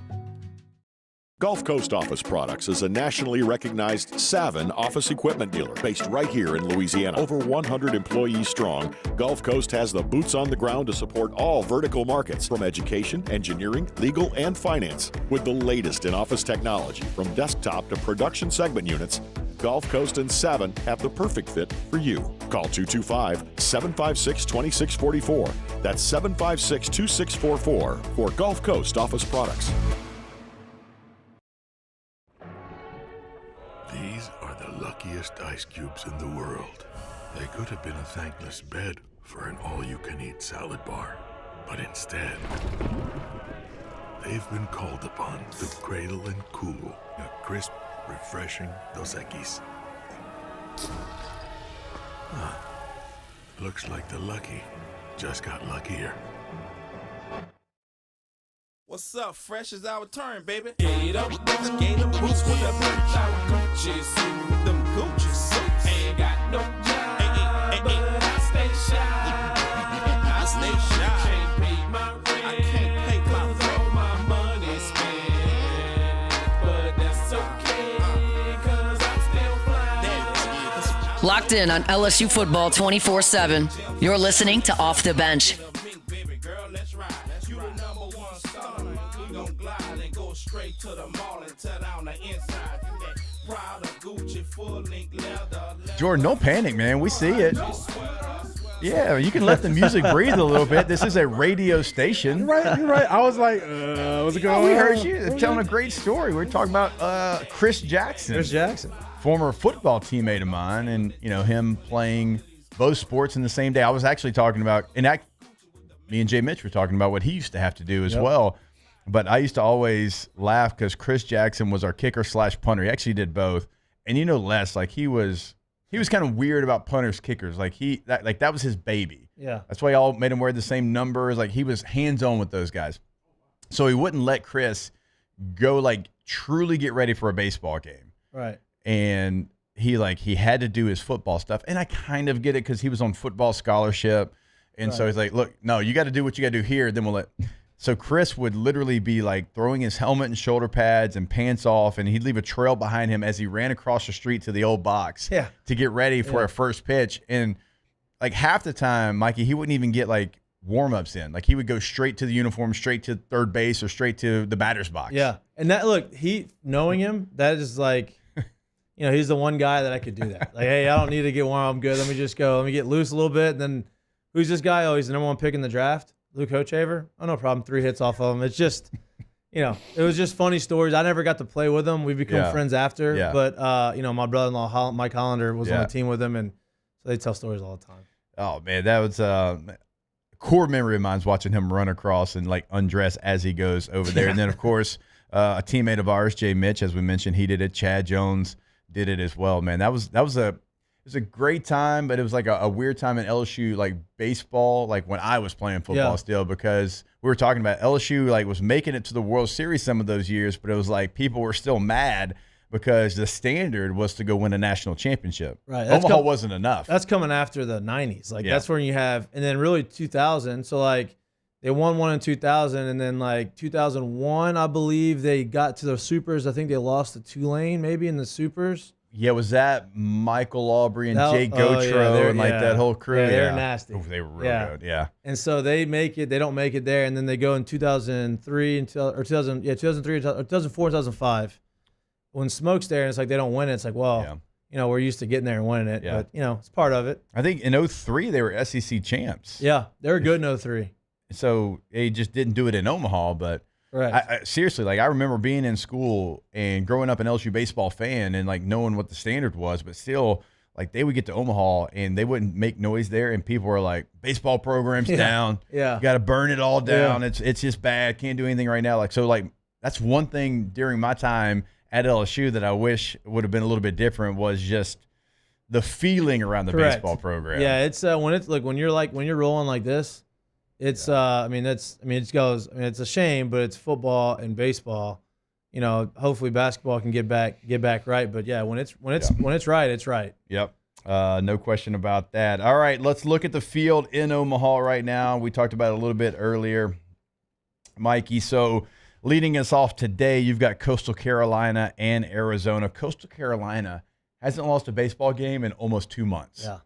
So they have like the ultimate confidence, and we were talking about once you win one like they did in 16, these players obviously weren't there, but there's something that they can take from that. Yeah. Because they're a mid-major, right? Sunbelt's really good baseball conference, but they're a mid-major. But they can say, like, we've done this before, even though they weren't even closely related to who did it. Correct. And look, the staff, Schnall, their head coach, was there in 16. He was the associate head coach. He's a Coastal Carolina lifer. Right. He was an All-American there, as a Conference Player of the Year in 99.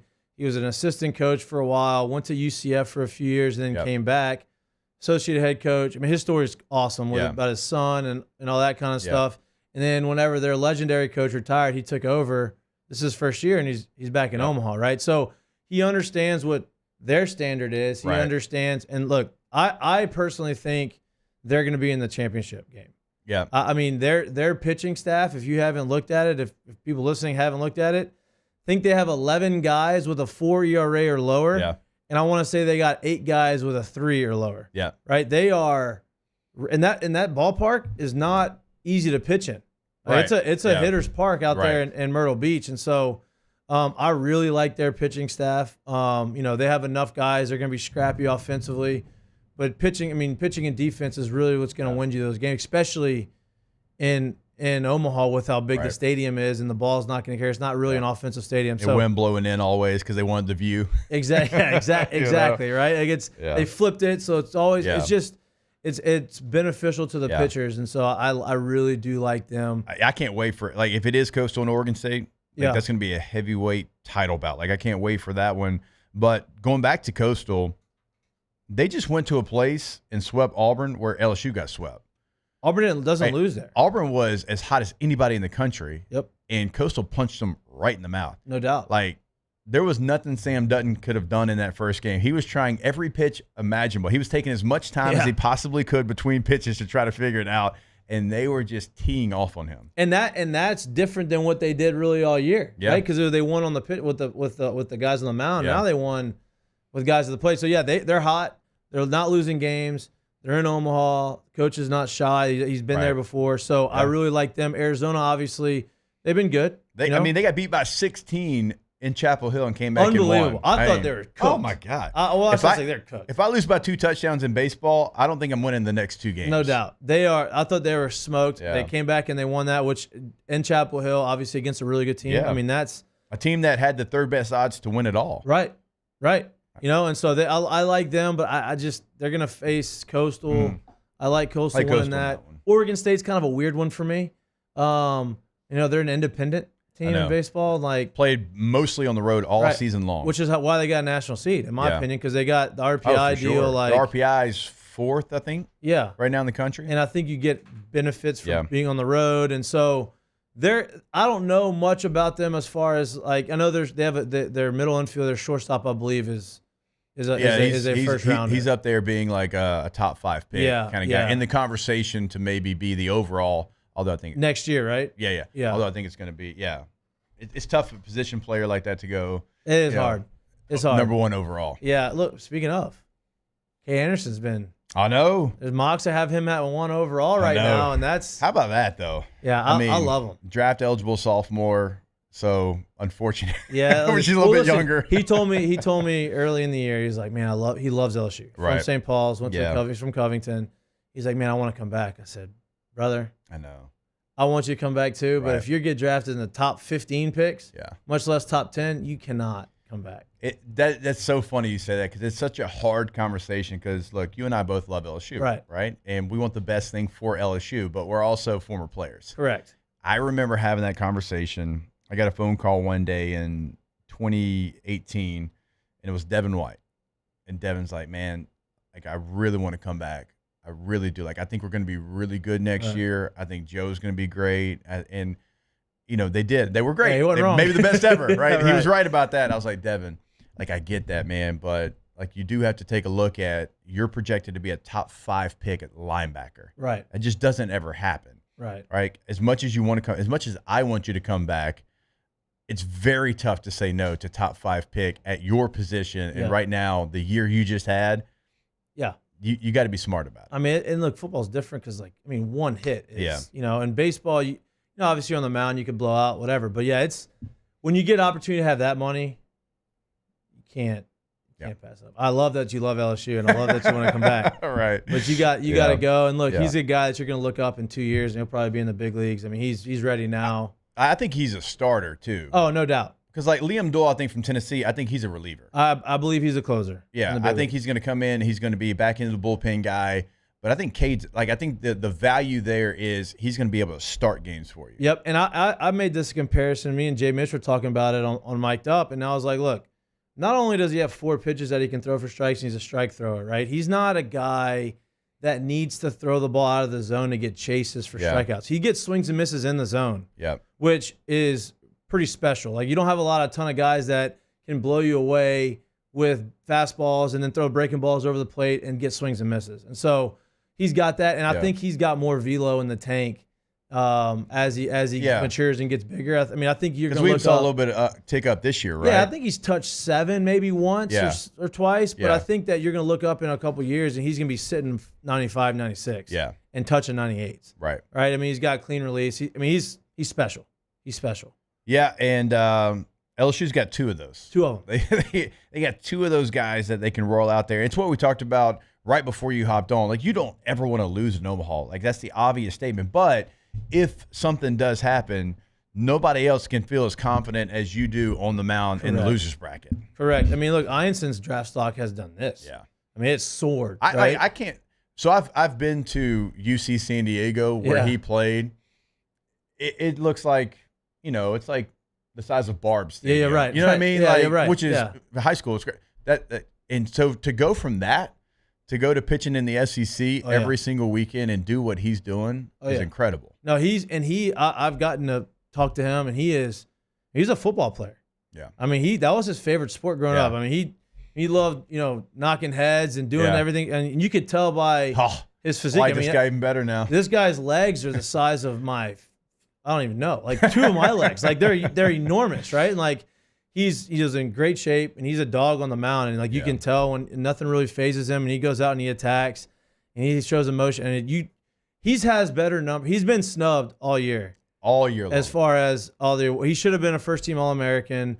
He should have been first-team All-SEC. Yeah, wasn't he first-team All-SEC? Yeah, like he had better numbers. He has better numbers than outside of strikeouts, better numbers than Cade. Yeah, and he's right on the heels of Cade's strikeout totals. Right, top 3 in the nation. 3 in the nation in strikeouts. The ERA he had in league play. Yeah, sub 3. Better than it was overall. Yeah, and he's not a first team. Yeah, I don't understand that, but like you got him going game 2 in Omaha.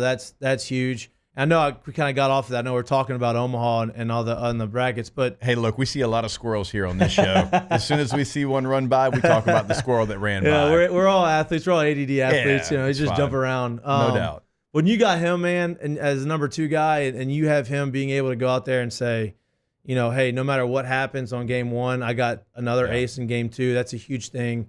The best 1-2 punch in the country. And then, you know what? If Chase Shores can do what he did, I mean, that was the best I've seen him look since maybe ever. And I actually would agree with that. Yeah, I mean, he looked good his freshman year early on, but that was a different level.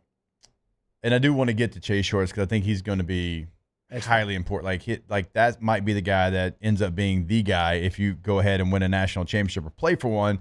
But and I know off days rest, and I know like how they format super regionals, but like Anthony Ianson actually had the better outing against Arkansas. Yeah. Now, Cade had a great outing, struck out 10, but he gave up 3 runs. Anthony Ianson goes 6, gives up 5 hits, goose egg on the scoreboard, only walks 1 and strikes out 11. Yep. And look, Jay has started Anthony Ianson in a game 1 in the postseason before. So I don't think anything's going to go into that. I think it's going to be Cade Anderson, almost certain it is. But the fact that you even have options is incredible. The fact that there's a conversation, there's definitely been a conversation behind the scenes with Jay and the staff, like, hey, what do we want to do? And I ultimately do think it's going to be Cade versus Root, which is going to be awesome. You can't go wrong if you decide to go. Now, the funny thing is LSU fans, and they're the best. They get a little emotional, and sometimes. And so there's been a lot of conversation. Oh, you win game 1, do you save? Oh no. Ianson, I'm like, geez, 0, -% actually. Like if there's one thing that you don't do, it's that. Yeah. Like you win the first 2 games, and then you set yourself up for having potentially the most often, and set them up for the next weekend if you continue to win. But yeah, they're in a good spot with those 2 guys, and then offensively they finally start to click again. I guess the thing, like if we're talking about you're winning and you get to game 3, the thing that is unique about LSU is the guy who might start game 3, if he doesn't have to pitch, might have to pitch in game 1 or game 2. Right? Because it might be Case and Evans. Zach Cowan started, obviously, in postseason play. I think we assume it would be Evans, but it could be either one of those guys.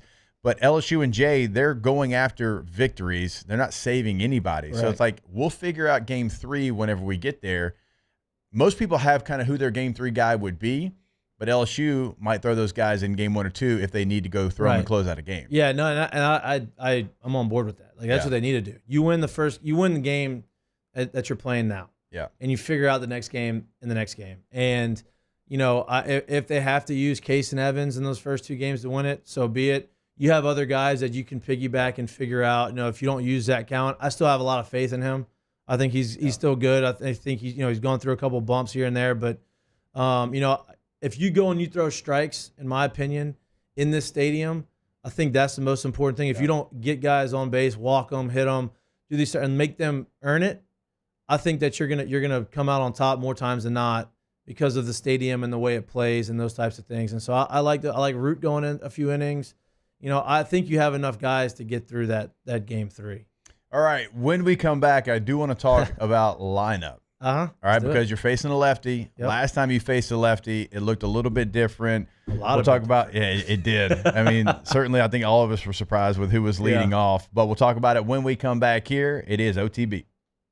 Off the bench. All right, go to allstartoyotaofbatonrouge.com, allstartoyotaofbatonrouge.com. Buying new, leasing, renting, everything is available in all 3 of those processes. So if you're looking for a new vehicle, go see our friends over at All Star Toyota. And they've got midsize SUVs, they've got trucks, they've got sedans, hybrids, van, full-size SUV, something for everybody. Every family need is going to be met over at All Star, but also in the leasing department. Everything's available there too. A lot of times in leasing, you'll have 1 in each category. They have multiple in every category over at All Star. And then the rental department, you might have 3 total to choose from. But over at All Star, everything again is available. So if LSU does win and you're like, hey, Sunday night, I'm going to go drive to Omaha for Monday's game, you can call them. You can go get that rental done. You can drive up to Omaha, get your truck, put some tailgating stuff in the back. Call Miss Lisa Sessions today, allstartoyotaofbatonrouge.com. At Bayou Automotive, we believe in a sales process that puts you first. We want you to experience an easy purchase with clear pricing and great service. Let Bayou Ford and Bayou Chrysler Dodge Jeep Ram be your trusted partners in finding your perfect vehicle. The crew at Bayou Automotive is going to do right by you. Men, age is just a number. Don't let it dictate how you feel. Goodwood Men's Sexual Wellness has anti-aging services that can help you look and feel your best. Visit yourgoodwood.com and discover a renewed sense of vitality. It's not just a game, it's a religion. You've got your team colors, team swag, and now your very own website. LouisianaSports.net. Everything LSU, Saints, and Pelicans. Sports on demand. In-depth coverage by sports writing pros with continuously updated news. And with the LouisianaSports.net newsletter, you get pinged directly with top trending stories. Best of all, now and always, no paywall. It's free. LouisianaSports.net. Powered by 104.5 ESPN Baton Rouge. Your home for Louisiana sports. At Ochsner, we know healing is a team sport. That's why we've partnered with world-renowned orthopedic surgeon Dr. James Andrews to create the Ochsner Andrews Orthopedics and Sports Medicine Institute. Whether you're a professional athlete or a weekend warrior, our team of specialists are dedicated to getting you back in the game. So whatever your reasons are for reaching your personal best, we've only got one: you. Ochsner Andrews Institute. Long live you. At Luba Workers' Comp, our journey began over 30 years ago with a simple belief: our clients come first. At Luba, our business has always been focused on people, not policies. Through every success and challenge, we've continued to grow because we've stayed true to our values, committed to providing you with genuine dependability. Because your well-being is more than a priority. It's our purpose.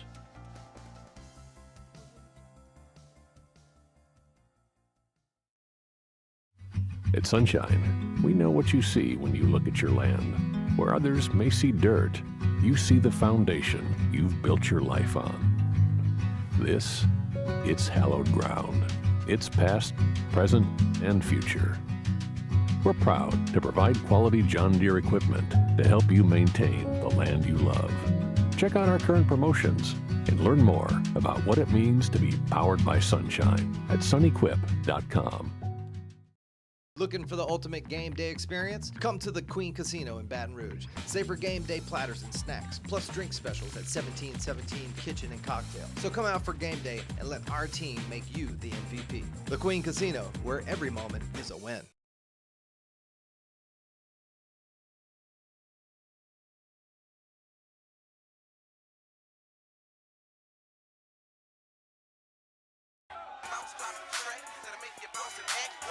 DJ, want to play that song? I say, hey DJ, want to play that song? I say, hey DJ, want to play that song? I say, hey DJ, want to play that song? From the locker room to the airwaves, it's Off the Bench with Jacob Hester and Matt Flynn.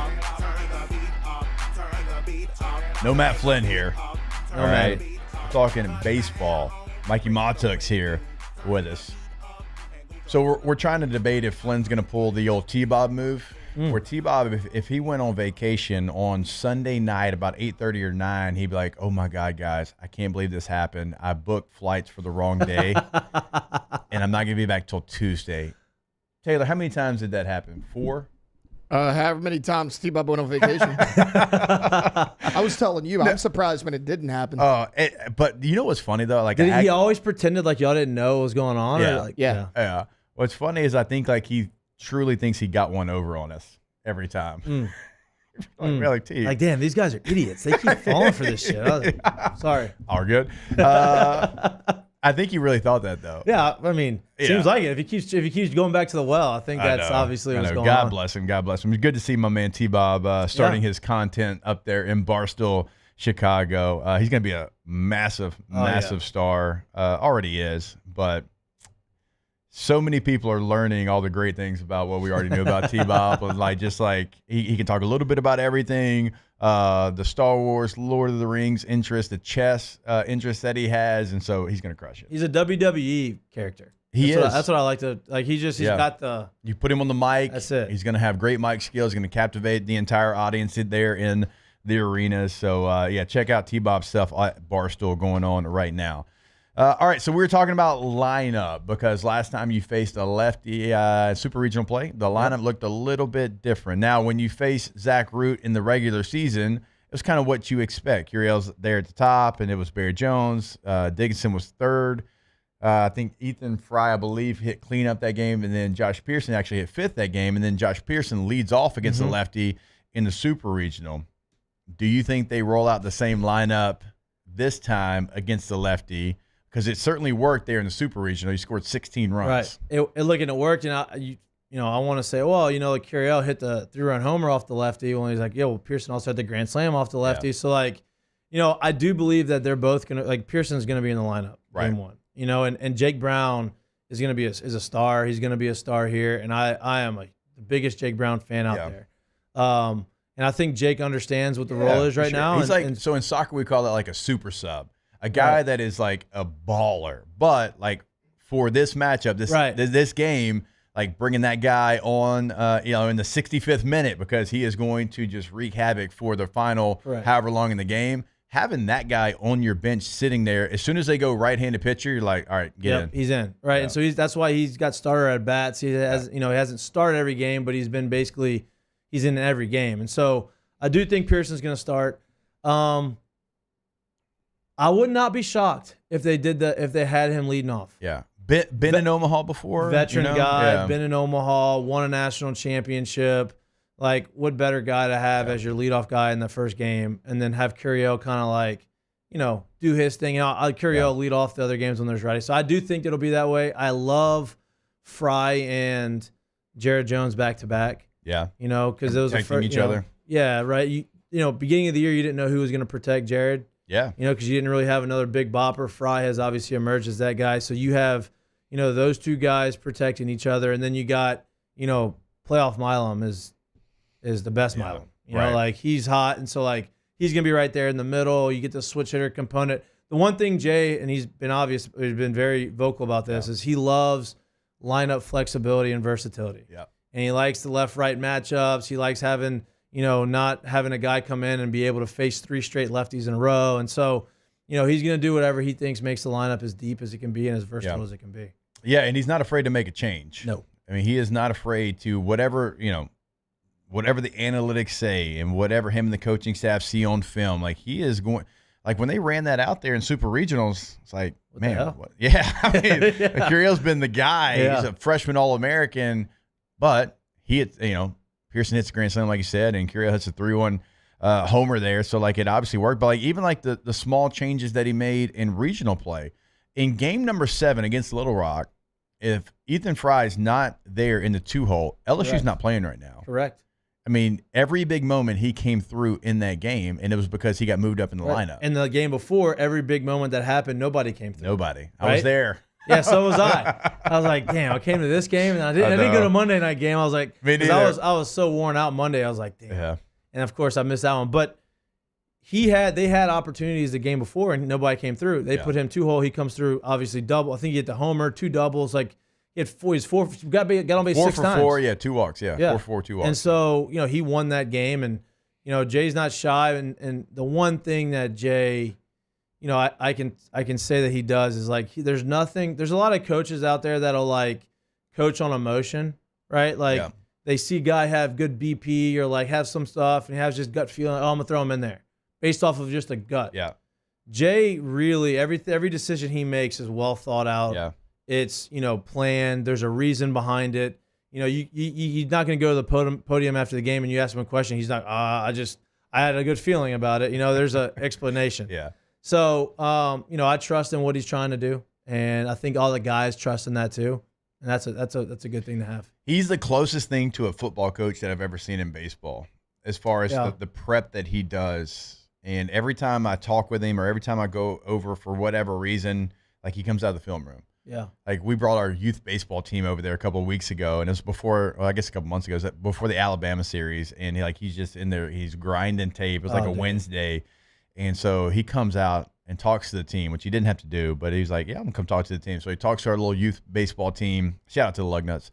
And then we sit there and we're talking for 15, 20 minutes, and he's just going through Alabama's lineup and Alabama's staff and all the things that he had picked up on. And then Like we finished the conversation and it was late. Like it was like 8:00 at night.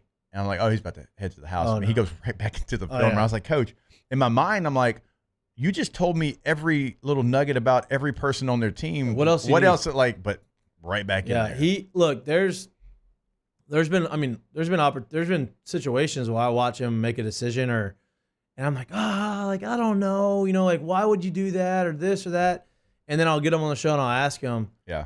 And he gives the explanation. I'm like, okay, that makes sense. Okay, I understand. Like I take back what I said. Like that seems like that's the right move. So it's everything's well thought out of. He's just kind of a professor in that situation. Yeah. So like I told this story 1,000 times on air, and our listeners are like, yeah, we know, but I don't know if you've ever heard this one. So during the lockout in 2011, I guess that would have been, in the NFL, we couldn't go to the facility. Right. So we had to go work out at USD, University of San Diego. And there was this baseball coach that was in the weight room grinding these all the time, and going over little bitty different mechanics and going over. I'm like, God, it's just summertime. Baseball is not even close. What are we doing? Man, he's just going over everything, and everything was covered. And I went and introduced myself to him. I'm like, hey, what's your name? I don't know who you are, but I like your process. And it was Jay. Oh, that's awesome. It was Jay Johnson. Jay Johnson's an assistant at the University of San Diego. And so for me, I was like, I'm gonna remember that guy's name.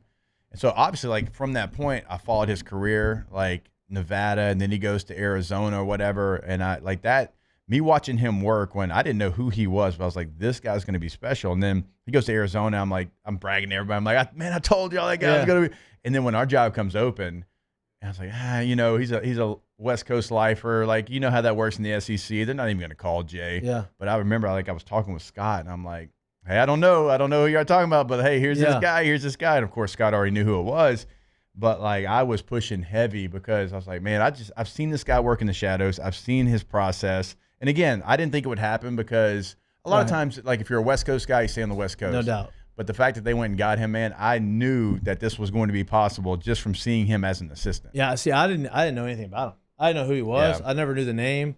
And so when I was still playing when they brought him in. It was my last year. And I was like, who the hell is this? And so then I texted all my buddies that I knew that went to Arizona, and they're like, man, this guy's awesome. Yeah. You're gonna love him. I'm like, awesome. And so he's been, obviously lights out. Again, I know I've said this, but he has got Nick Saban in a baseball uniform. Yeah. The obsession of it. He really does. Yeah. And Coach Saban always got a bad rap for yelling at players. If you did things the right way with Coach Saban, if you were on time, if you were working when you're supposed to be working, he was awesome. Yeah, he was you never got one of those MFNs that you saw on the guy getting it probably deserved it. Yeah, yes. You can miss me with all the he's too hard. Nah, I grew up playing football. I like to be coached hard. You know, too. I don't want an attaboy. No, don't give me a pat on the back because I know when I did something wrong and get on me. Yeah, me too. Yeah, and so when people say that, it's y'all are just. I don't want to call you soft, but you're soft. Yeah, Yep. So I always say that about Jay, and glad he is leading LSU there in Omaha. All right, we do have one more segment with Mikey, and can't thank him enough for his time. Let's get some predictions. Okay. Let's get some predictions for Omaha. We'll get those with Mikey Matuk when we come back here to close out hour number 2 of OTB. Off the bench. All right, go to getgordon.com. Gordon McKernan Injury Attorneys. Go to the website today. See what they can do for you in the courtroom. See what they've already done in the courtroom. Past client results right there on the website. See what they can handle in the courtroom. See what they're doing in the communities throughout Louisiana. They are top to bottom. Shreveport to Monroe, New Orleans, Baton Rouge, Lafayette, everywhere in between. They're doing something in the local community. At Get Gordon's the handle on all major social media. And then if you've got a question and you want to give them a call, the best part about Gordon being throughout the state, it is very easy to do that. It is your area code in Louisiana, so 318-225-504, 985-337, whatever it might be, followed by 888-8888. Get Gordon and get it done.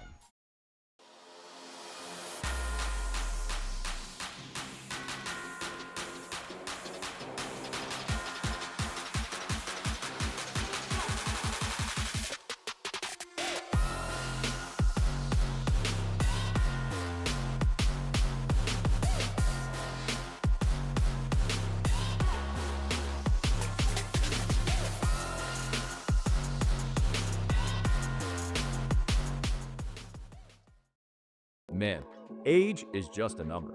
Don't let it dictate how you feel. Goodwood Men's Sexual Wellness has anti-aging services that can help you look and feel your best. Visit yourgoodwood.com and discover a renewed sense of vitality. At Bayou Automotive, we believe in a sales process that puts you first. We want you to experience an easy purchase with clear pricing and great service. Let Bayou Ford and Bayou Chrysler Dodge Jeep Ram be your trusted partners in finding your perfect vehicle. The crew at Bayou Automotive is going to do right by you. Gulf Coast Office Products is a nationally recognized Savin office equipment dealer based right here in Louisiana. Over 100 employees strong, Gulf Coast has the boots on the ground to support all vertical markets, from education, engineering, legal, and finance. With the latest in office technology, from desktop to production segment units, Gulf Coast and Savin have the perfect fit for you. Call 225-756-2644. That's 756-2644 for Gulf Coast Office Products. These are the luckiest ice cubes in the world. They could have been a thankless bed for an all-you-can-eat salad bar. But instead, they've been called upon to cradle and cool a crisp, refreshing Dos Equis. Looks like the lucky just got luckier. Dos Equis. At Auctioner, we know healing is a team sport. That's why we've partnered with world-renowned orthopedic surgeon Dr. James Andrews to create the Auctioner Andrews Orthopedics and Sports Medicine Institute. Whether you're a professional athlete or a weekend warrior, our team of specialists are dedicated to getting you back in the game. So whatever your reasons are for reaching your personal best, we've only got one: you. Auctioner Andrews Institute. Long live you. At Luba Workers' Comp, our journey began over 30 years ago with a simple belief: our clients come first. At Luba, our business has always been focused on people, not policies. Through every success and challenge, we've continued to grow because we've stayed true to our values, committed to providing you with genuine dependability. Because your well-being is more than a priority. It's our purpose.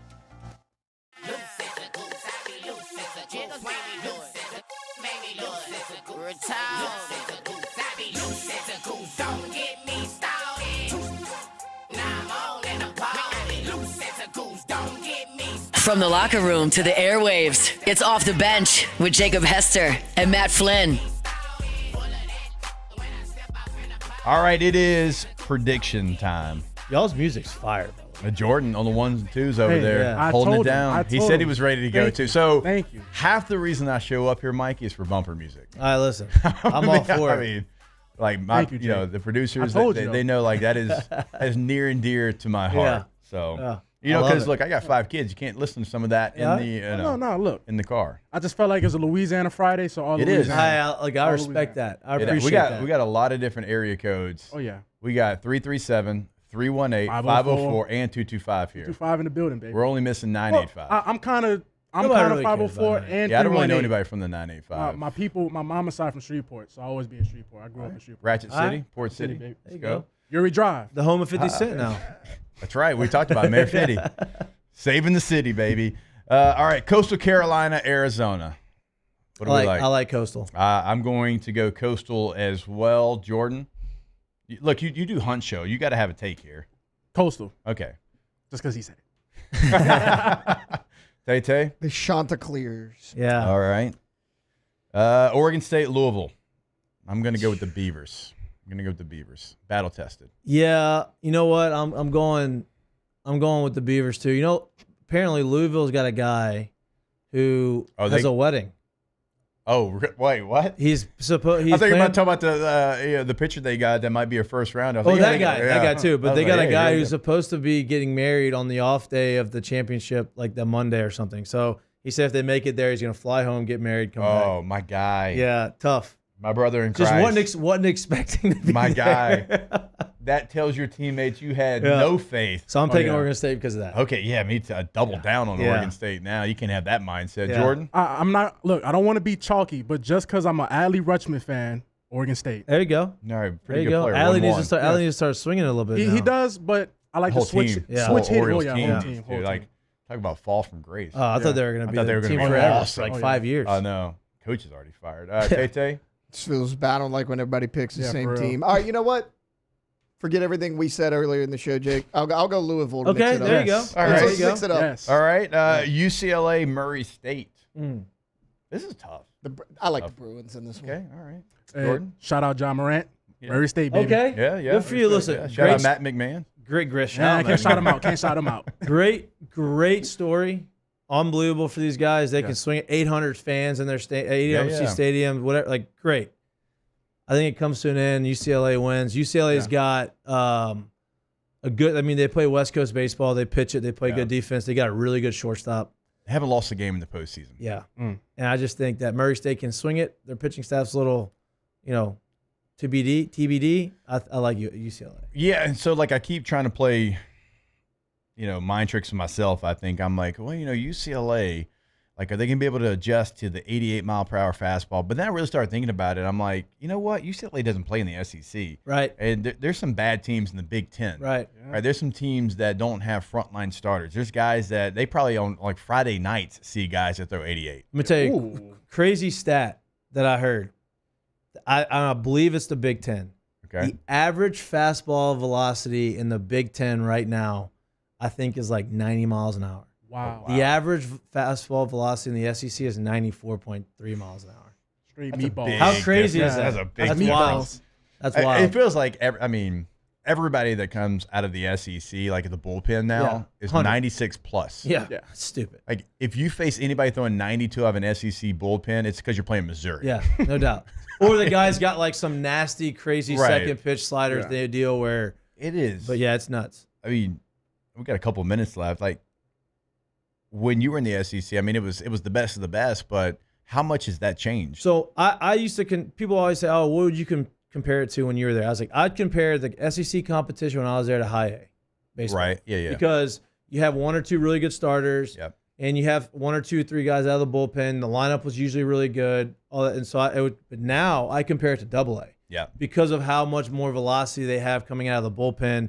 That was the big difference. Is you didn't have the bullpen arms. They have them now. Yeah, it's about a Double A competition. Yeah, which is like a lot of times the best baseball in the minors. Right. Right. Most talent. Yeah.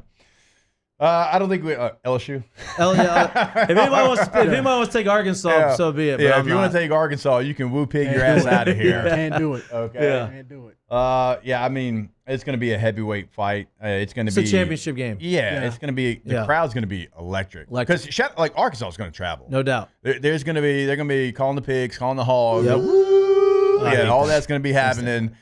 LSU's going to have more fans, but it is going to be a championship series environment. Yep. I mean, those are the two best teams in the tournament, I believe. And it's unfortunate they got to play first game. You had to play them at some point. Whatever. Yeah. Get it done early. And you're probably going to have to play them again. Yep. And look, why not play them when you're fully rested with your ace on the mound? Yeah. Right? Yeah, you're right. I mean, there's no half-stepping into this game. Yep. I do like LSU in this one. LSU won this season series. Certainly LSU with a lot of confidence after the way they, took down West Virginia in the Super Regional. Arkansas, too. Look, Arkansas, UCLA, Coastal, the only three teams that have not lost a game in the postseason. They're going to have confidence, too. It's going to be a hell of a game. Let me ask you this. Who's your finals matchup? I've got Oregon State and LSU. Okay. I got Coastal and LSU. Coastal and LSU. Okay. Jordan? I'll go Coastal LSU. All right. Because he knows Tay-Tay? ball. He knows ball. I mean, come on, you got 10 seconds. that was going to be my pick, but I'll go Oregon No, State go. LSU. Go Coastal LSU. It's fine. I'll be the one that, went something different. You got 10 seconds. Make up your Coastal mind. LSU. Coastal LSU. All right, There you 3 go. for Coastal LSU. Mike, you're the man. Yeah, Truly appreciate it, Listen, brother. anytime you need me, I got you. I'll fill in for Matt anytime. I'll be his backup quarterback. Don't tempt me with a good time. More Hour 3 coming up. Off the bench.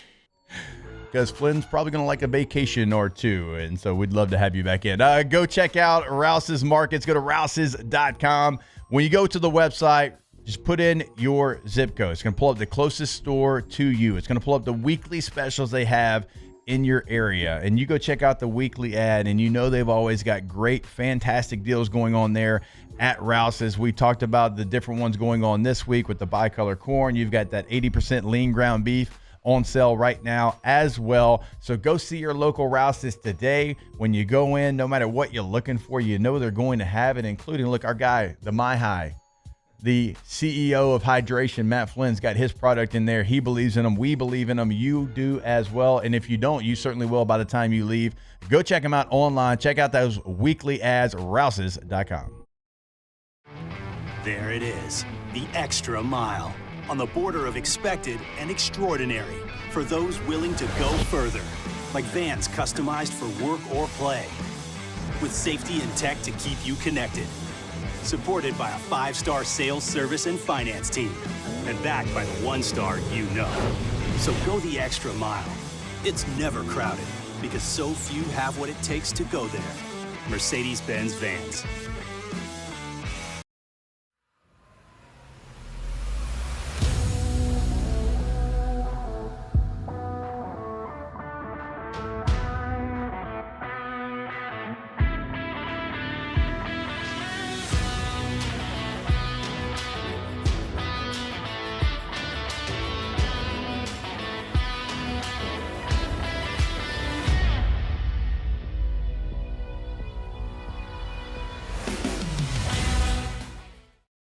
ED, low T, or simply seeking to optimize your health and performance? Goodwood Men's Sexual Wellness offers a range of discreet services to address your specific needs. We empower men to reclaim their health and confidence. Visit yourgoodwood.com.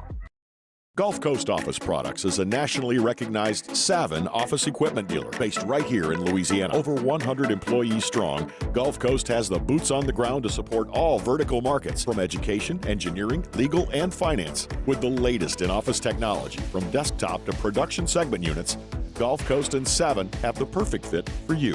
Call 225-756-2644. That's 756-2644 for Gulf Coast Office Products. These are the luckiest ice cubes in the world. They could have been a thankless bed for an all-you-can-eat salad bar.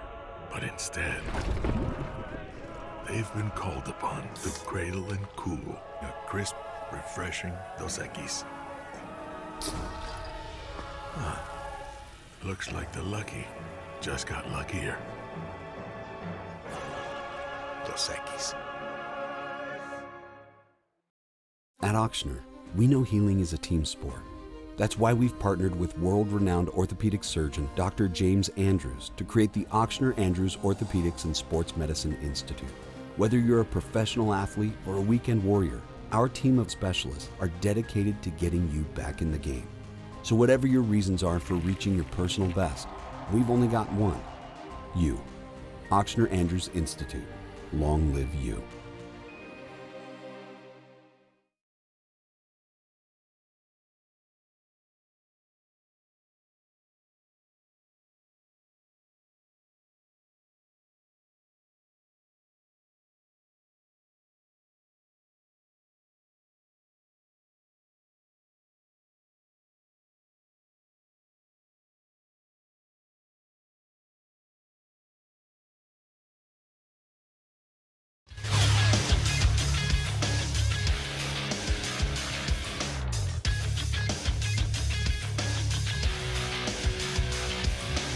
Good morning. It's 9 a.m. here on Friday, June 13th. Today in Baton Rouge, you can expect rainy skies with a high of 86. In hour 3 of today's show, JD Patel of On3 Sports hops on at 9 a.m. Then Peter Burns at 9:30. If you missed hours 1 or 2 of the show, you can catch it in the on-demand section at 1045ESPN.com. You can also follow us on Twitter or Instagram at OTB_ESPN and watch us on YouTube at the 1045 ESPN channel. Hour number 3 of Off the Bench, live from the Mercedes-Benz of Baton Rouge studios, starts now. All-Star Toyota presents Off the Bench with Jacob Hester and Matt Flynn. Hands to Hester, and Hester, yep, got it, 5 out of 5. From carrying each other to a natty to carrying each other on the air. Flynn is back to throw from the end zone. Boom! Live from the Mercedes-Benz of Baton Rouge studio, it's Off the Bench.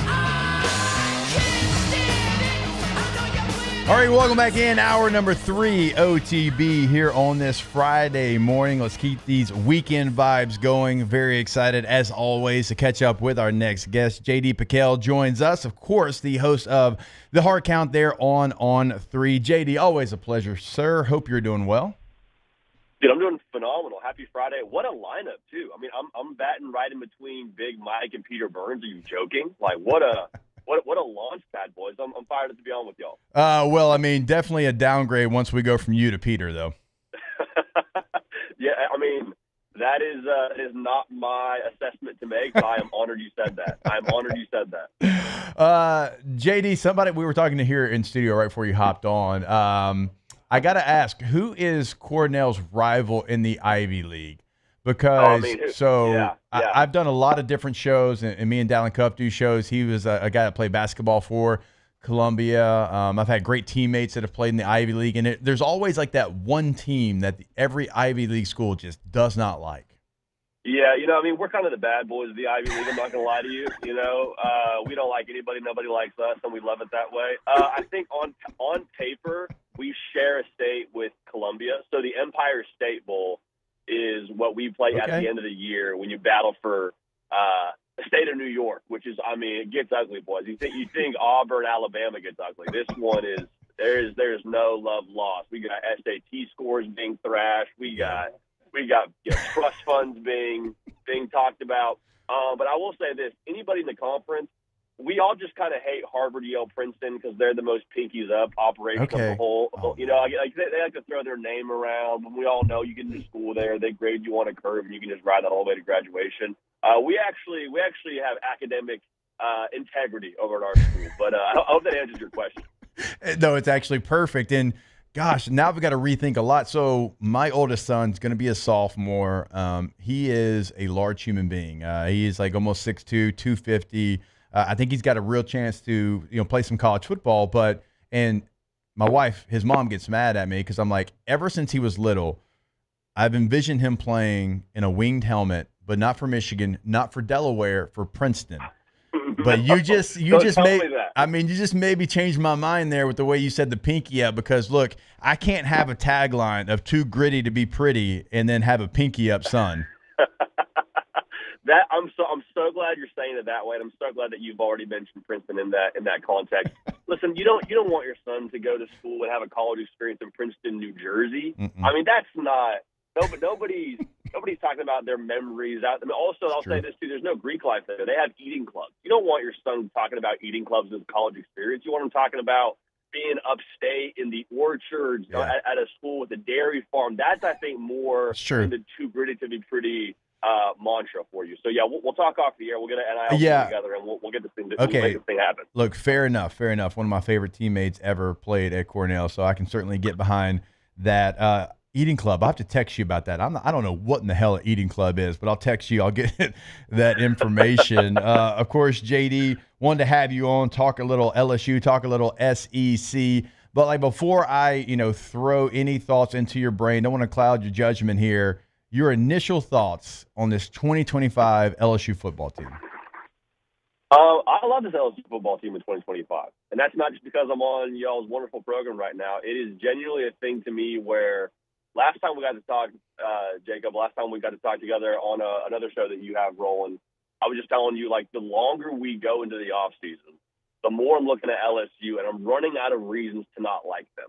And I understand there's the offensive line that, you're just kind of wait and see about a little bit when you lose a Will Campbell. And I know there's a little bit of hey, how do the portal pieces fit together? But, like, on paper, and the offseason is played on paper, I fall more and more in love with LSU every day. And I will say this, too, because we get a lot of pushback on our show around Brian Kelly, and I can't imagine the same for y'all. I can't imagine anyone in their right mind is saying a negative word about that man. But if they are seeing it as maybe a reason to not be successful in 2025, I go back and look at the course of his career, and it's like, one, winning a national championship is really freaking hard. They only give out one a year to one of 130-plus teams. We're at 136 now, so that's the first part. The other part is he's coached over 20 years and won north of 70% of his games. Doesn't feel like he's the problem if that's the metric we're working with. So I love LSU. I love the roster. I love Nuss. I love all that. I think the difference this year is going to be like actually having depth, because like LSU's had top line talent. We could go with Jaden Daniels and Malik Neighbors and Brian Thomas Jr. Like, we could give you top end talent, Will Campbell, like you just mentioned. But the problem, I think, has been you're so paper thin in some of these positions, like one injury really caught. Like even last year, like you have a guard, Dellinger, go down in the A&M game, and it was like doomsday for you. Like at a place like LSU, like you got to be able to have another guard that can go in there, and it's not something that's like a blaring just deficiency for you. So I think what they've added in the portal has created some great competition as well, because even those portal pieces now on the offensive line, they're not guaranteed to start because the players that were brought in through high school recruiting, they knew they had to kind of raise their level of play. And then they played this, air quote, bomb squad that they had to put up against Baylor in a bowl game, played really well against a pretty good Baylor team. And so I think just having more bodies that you can count on is going to help LSU this year. Even just the awareness to exactly what you just said, go through a season, realize, hey, what we had in place wasn't good enough. So it felt like to me, Jacob, that they were a team that decided to not just participate in the portal, but actually go like win in the portal. Yeah. We all have those classes where it's like you get credit for speaking, when you raise your hand, it's like, oh, you answered a question, good for him. Like they went from doing that to now actually like making study guides, passing tests, and doing more than passing tests, doing the extra credit. And so now they got a top 2 portal class according to our metrics at On3. And I think that's going to be a massive part of this. One more thing I'll add too, Garrett Nussmeier being in a situation now to where just mentally knowing what he's walking into when he walks into a semi sort of playoff situation in the month of November, early October, like when he goes and plays against Alabama, even when it was at home, that was his first time having to deal with that kind of pressure. And that's not to say that it got to him or didn't get to him, but now he knows what that feels like. And I think that's only going to lead to a better performance from him on the field. This does feel like the year of the quarterback in the SEC. So certainly Garrett Nussmeier is right there at the top of that conversation. But you look at DJ Lagway, you look at Lenora Sellers, you look at everybody that's coming back. I mean, the unknown of Arch Manning, but you got Diego Pavia you could throw into that conversation, who might not get the headlines. Mateer coming over from Wazoo and what he did in his career going to Oklahoma. Like from top to bottom, this is one of the best years I can remember in the SEC. And what's funny about it, JD, is the teams with the questions are like Alabama and Georgia. Yeah. And like you said, Texas, like the best rosters have sort of this unknown at quarterback, which to me, I think you look across college football even. Like you said the SEC, and you're absolutely correct. And we're looking, too, at Ohio State, looking at Oregon. I mean, Penn State has the most proven thing at quarterback, and we're still not sure if they can beat a team with a logo of any substance. So I think going back to the SEC, what you just said, that to me makes this extremely intriguing, like you mentioned, but also I think it just continues to favor LSU because they are the best combination right now in my mind of what you just said, top tier roster plus a proven commodity at quarterback, and then the opportunity across the SEC of like, we don't know exactly what we're getting from Gunnar Stockton, exactly what we're getting from Arch Manning. And so all that to me builds into this idea of I think LSU will be playing in Atlanta for an SEC championship on conference title weekend. I really do. Yeah, one of those quarterbacks that you were mentioning across the country, LSU is going to face in week number 1, Cade Klubnik. I mean, last year certainly took a lot. I mean, just continued to take big strides. I mean, leaps from what he was the year before. And it was probably a little bit unfair, the expectation that he had thrown on him when he was a young football player. But, I mean, last year really showed what he could be, what we all thought he was going to be. And you talk about marquee matchups up on the blinking lights right there, LSU, Clemson, their version of Death Valley, primetime. It is going to be – I know Texas and Ohio State's going to get all the conversation, game days there. But if you're giving me a game, and not just because, I'm going to, be there calling the game, whatever, you're giving me a game that I would watch from start to finish in week number 1, how can it not be that game between those teams and those two quarterbacks?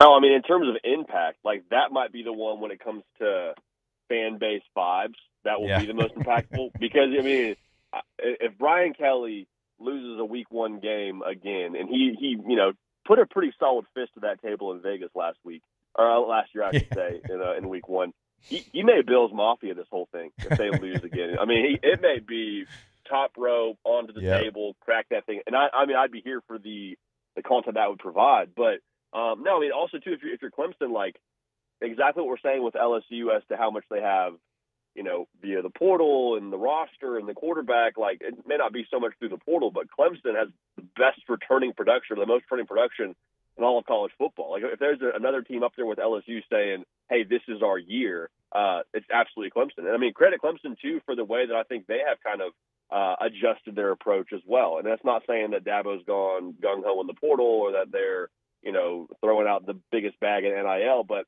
the thing that we've all been asking of Clemson for a while now, it feels like, is do you have guys on the outside that can actually separate and strike a little bit of uneasiness into the heart of a secondary? And for the longest time, that was missing. And that was what made old Clemson so good, is the Mike Williams, the Artavius Scott, and, you go down the line. Now you have, granted they're young, but a Bryant Wesco, a TJ Moore, you got the vet and Antonio Williams back. So there's a lot more names for Clemson now where I think they feel a lot better as to the formula they can actually play with. You mentioned Cade Klubnik.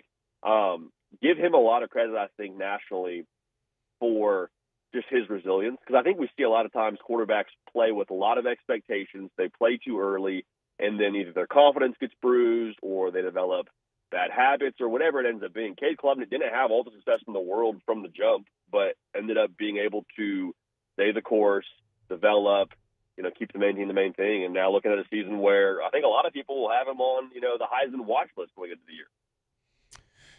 JD, I do want to bounce real quick to the Big 12. Last year, Arizona State, and what a great year in Cam Scatteraboo. Love watching that guy play, obviously. I mean, somebody that, he won the Meathead Player of the Year award on my other show, and so they're going to be without him. But the Big 12 is very interesting to me because I think they're going to have some really good football teams, and it's going to be a battle to see who wins that league. But I was thinking about you the other day, man. We had like 3 guests on my SiriusXM show, and they all were pointing to Baylor being potentially this year's Arizona State. So I know you've got something ready to go and wax poetic about the Baylor Bears. Well, one, I would say, who has the worst odds to win the conference? Let's just bet them, because that was ASU a year ago, True, and so maybe we cash in. Yeah. But no, man, the Bears. I think doing this job at a level where we're talking about all the teams, which is such a blessing and a blast, like, has maybe soured some of that relationship in Waco for myself and the fan base. I want them to know I can't quit them. I wish I could. I can't quit them. And this year, you bring back Sawyer Robertson, their top 10 in returning production. Dave Aranda is the stoic of college football. Like, there's a lot to like there. And so I think what you just said about Baylor kind of being that sneaky, maybe a little bit lower or under the radar kind of team. I love the way their schedule works together, which is funny to say because you open with Auburn and Waco. Yeah. But we talk a lot on our show about teams that get to, kind of step under the heavy bar early on in the season. Right. I know y'all both played ball, so like whenever you're going to max, a lot of these different strength staffs will have you put something on your back before you squat that you don't actually squat with, just to like fire up the nervous system and kind of have you feel what it's like to have that weight on your back before you go a little lighter and squat it. Like, that's Baylor when they play Auburn early. That's Baylor when they play SMU early. That's Baylor when they play ASU early. And so if you can get out of that stretch with one loss and find yourself in a spot, or at least one Big 12 loss, I should say, and find yourself in a spot where, you got to work into compete for Big 12 championship, I'm believing. All right. Like that song in Shrek, man, I'm a believer. Hey, and that's all you got to have is a little belief, just a little bit of faith there. So, JD, man, we truly do appreciate your time, know how busy you are. So thanks for hopping on with us and giving us a couple of minutes down here in Baton Rouge. Man, always a pleasure. I appreciate y'all. Hey, Matt, welcome, man. You're doing a phenomenal job. It's a blast talking to you, and excited to watch y'all just absolutely continue to skyrocket this thing. I appreciate that, JD, man. All is well. We'll catch up again with you soon. Y'all have a great one. JD didn't know Matt's on vacation. Yeah, but you know what? Does that mean me and Matt sound alike? Not really, not at all. Do all white guys sound alike? Is that what he just said? I mean, a little discrimination. I felt like it. Or I do feel bad. He thought Matt was here. Maybe he's just like, Matt doesn't have much to say ever. So now to be fair, we had an interview last week where it was a 17-minute interview and Matt asked one question. Okay. So maybe he thought that's what was going on there. I will take J.D. Bikel as one of those guys that does his research. So he probably did watch that and was like, oh, yeah, this guy's he holds his tongue. So it's like one of those moments where it's like, oh, good talking, Matt, knowing he didn't say a word. Like, yeah, good talking. Oh, Flynn's such a slappy. I still haven't worked with him yet. That's the crazy part. That's why I was like kind of hyped up to them. Like, yeah, Flynn's What gonna would have be been here. better is if JD was like, all right, Jake, T-Bob, see you later. That would have been better. Now he knows my boy T-Bob would have got a question. So, in. I've He actually would not have been- let me talk that long. I run our YouTube channel, obviously, and I've been, replying to a couple of people asking where T-Bob is. And this one guy goes, what happened to T-Bob? I listen every single day. Where'd he go? And I'm like, in the nicest way possible, be like, my guy, he's been gone 3 weeks, so you don't listen every day. You listened every single day. It's been 3 weeks now. Yeah, but our boys' content is starting to get out on Barstool. Yeah, it is. Starting to get About there. time. Starting to get in that workflow. So, It's about time because I complain to Taylor every day. I'd be like, dude. I know, yeah, me too. I'm like, hold up, where's our boy? Yeah, I'm like, why is he not on? I'm like, what's left going or on what? here? Like, you're not Well, even. I knew the situation, but I was like, hey, Barstool, use this guy. Literally. Right? He is going to be, he's a star, but he's going to be even more of a star there. Yeah, so glad to see our boy is getting his run, and he is going to take over very, very soon. All right, we will step away. We've got part-time Peter Burns joining us in about 13 minutes from now. More OTB when we come back here on 104.5 ESPN Baton Rouge. Off the bench. All right, go to centralplumbing.org. Centralplumbing.org is the website. 225-925-8552 is the 24/7, 365 game day, weekend, holiday emergency service line. I'm not wishing this on you, but if it is about 8:30 tomorrow night and you've got an issue and it is an emergency, well, it's a weekend, it's game day, kind of a holiday when LSU's in Omaha. I know you don't want to deal with that. That's why Central Plumbing is there. They'll be there to fix whatever emergency issue you have. Again, 225-925-8552.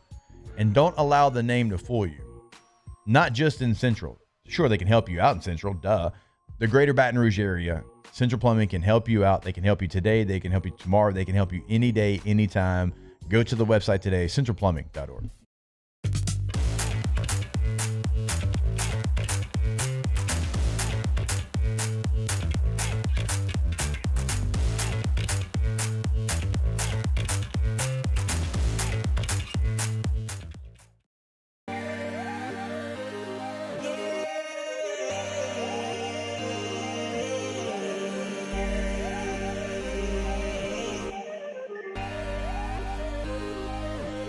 You gotta believe in the dream. Believe. You gotta believe in the dream. Believe. You gotta believe. My whole team on wild. Men, age is just a number. Don't let it dictate how you feel. Goodwood Men's Sexual Wellness has anti-aging services that can help you look and feel your best. Visit yourgoodwood.com and discover a renewed sense of vitality. At Luba Workers Comp, our journey began over 30 years ago with a simple belief. Our clients come first. At Luba, our business has always been focused on people, not policies. Through every success and challenge, we've continued to grow because we've stayed true to our values, committed to providing you with genuine dependability. Because your well-being is more than a priority. It's our purpose.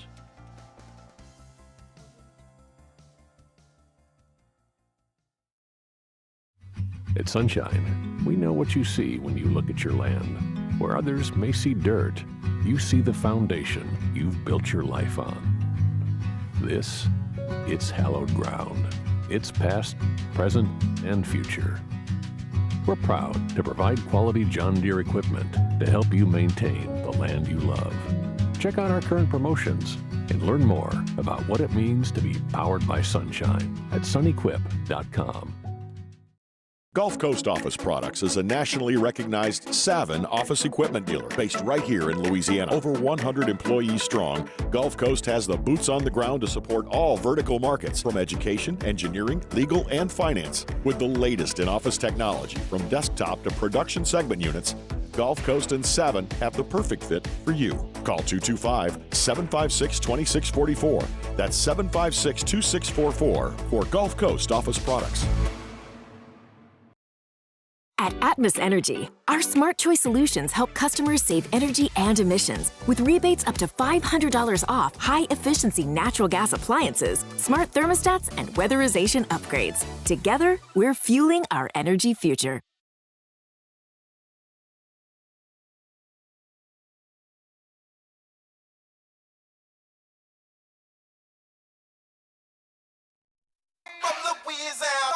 From Louisiana, we call it that boom.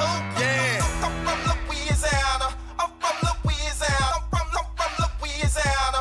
I'm from Louisiana. I'm from Louisiana. I'm from Louisiana. Wherever you want. From the locker room to the airwaves, it's Off the Bench with Jacob Hester and Matt Flynn. I was trying to explain this to EJ Manuel, my co-host on Off Campus. He was like, okay, well, like, he's from Virginia. He's like, I'm from Virginia. Like, we do consider that the South. I'm like, yeah, I think a lot of people consider Virginia the South. Like, maybe not. Technically, yes, it is. Yeah. And we started talking about it. And he's like, and then I went to Florida State. That's the Southeast. He's like, you went to LSU. That's the Southeast. I'm like, I said, I don't know. He's like, what do you mean? I was like, we're Louisiana. He's like, yeah, no, I know. Louisiana, Southeast. I was like, no. Like, we're Louisiana. He's like, what do you mean? I was like, well, I mean, if you know, you know. It's kind of like that. If you know, you know. It's like the South is Alabama and Mississippi and like Texas. And you still, people like the Southeast. I think of like Georgia and Florida, and I think of the Carolinas. Yeah, both South Carolina, Carolina, North Carolina. Louisiana's like, all right, we're Louisiana. Yeah. Like you can. I was like, look, if you don't know what I'm saying, then we're not ever going to get there. But I was like, we're kind of our own thing. Really though, I mean, where else could you go in the world? I just think it's so like the state from top to bottom. Yeah. There's so many different versions of Louisiana. It's just Louisiana. Well, like I was saying, like where else could you go in the world? You can go to the gas station, get you a hot plate, and get you some liquor, all in the same. Like it don't gotta be. It can be 10 o'clock at night. Some places the liquor store closes at a certain time, so you can't even go get something. You can go to the gas station, get you a plate of food, some liquor, some lotto tickets, whatever. Like that's Louisiana. Can't really do that and a white T-shirt. EJ needs to understand, like, Louisiana's a vibe. No offense. Virginia's kind of lame. Yeah. Whoa. Like, what's cool about Virginia? What's cool about Virginia? Virginia's not bad. Virginia's not bad. Virginia Tech's not even good anymore. I don't even know. And I like Virginia Tech. They're not even good anymore. Like, what? I couldn't tell you nothing about Virginia. I might say something about me, though. Because I don't, other than, like, I know it's the DMV, the DMV area, but. Gulf South says, Louisiana, Texas, and Florida are their own places. I can agree with that. Florida's got a little bit of like Louisiana as far as like the Panhandle's different than Orlando. Orlando's different than Tampa. Tampa's certainly different than the Miami area. So it's got a lot of different types of people in the same state as well, like different cultures and different just things that they do within said culture. So I'm behind that. I'm about to say, especially Texas too, though, because Texas is driving through Texas. That's like one of the worst things you can do. It's unbearable. Unbearable, man. Tristan Abear. I just moved to Virginia last year after my whole life in Louisiana. Not a day goes by that I don't miss home. Thank you, Tristan. Thank you. Like Virginia just seems like it sucks. Really though, like what do you go do out there? What's a poppin' city? Everybody's Virginia? gonna say beaches, Virginia beaches. I guarantee you suck. Guarantee they suck. Damn, that's where EJ's from, Virginia Beach. Virginia Beach, like okay. Now you look at who's come out of that area though. Like sports wise, Michael Vick, Virginia's a great Percy Harvin. State. I mean, I like Percy Harvin. Dogs have come out of that spot. EJ and Percy played AAU basketball, I think, together growing up. Really? Yeah. See, why did EJ and Percy Harvin leave the state to go to college? Because they couldn't wait to leave Virginia, guys. Pretty good argument for you. Banger. We need a soundboard. EJ was like an inch from coming to LSU. Really? I mean, so can you imagine? EJ would have been the quarterback on the 11 team. Oh my goodness! I know. That's funny you say that because I was watching. He was so Jimbo got the job at Florida State, and that's why he brought him. And but I mean, he was a hair from going to LSU. That would have been beautiful because go watch that that Alabama game, the 7-0 game, well 7 whatever, the greatest game in the century. Jordan Jefferson was terrible. And the other guy, Lee, was god-awful. So I'm like, bro, this is quarterback play a decade ago.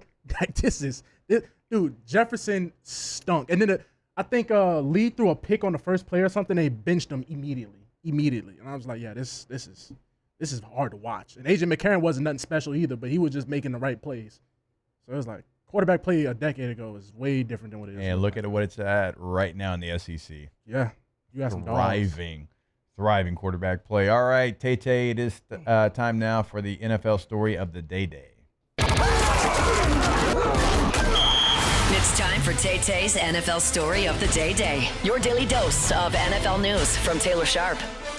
Oh, we got two quick ones here, and we'll start with the fun one, the one that doesn't make me mad. Derrick Henry might be in the next Adam Sandler movie if he rushes for 2,000 yards. So Derrick Henry was on the Dan Patrick show back on Tuesday, and Patrick told Henry, because Dan Patrick and Adam Sandler are good friends, that he would get Derrick Henry in an Adam Sandler movie if he ran for 2,000 yards again this season. And just 2 days after that, Adam Sandler made a video sending it to Derrick Henry, and he said 2,000 yards this year not only gets you in a movie, but we'll have a nice dinner together and talk trash about Dan Patrick. So it's kind of a little fun thing they're doing there, a little extra incentive, because apparently Derrick Henry was saying that he is a big fan of the Adam Sandler movie. So Derrick Henry may be putting his acting chops to use if he rushes for 2K again this year. That's the fun one, okay? Yeah, the not so All fun right, one is Shamar Stewart. So Shamar Stewart, for those who don't know, drafted out of Texas A&M, all on potential because he did, next to nothing this year in college football.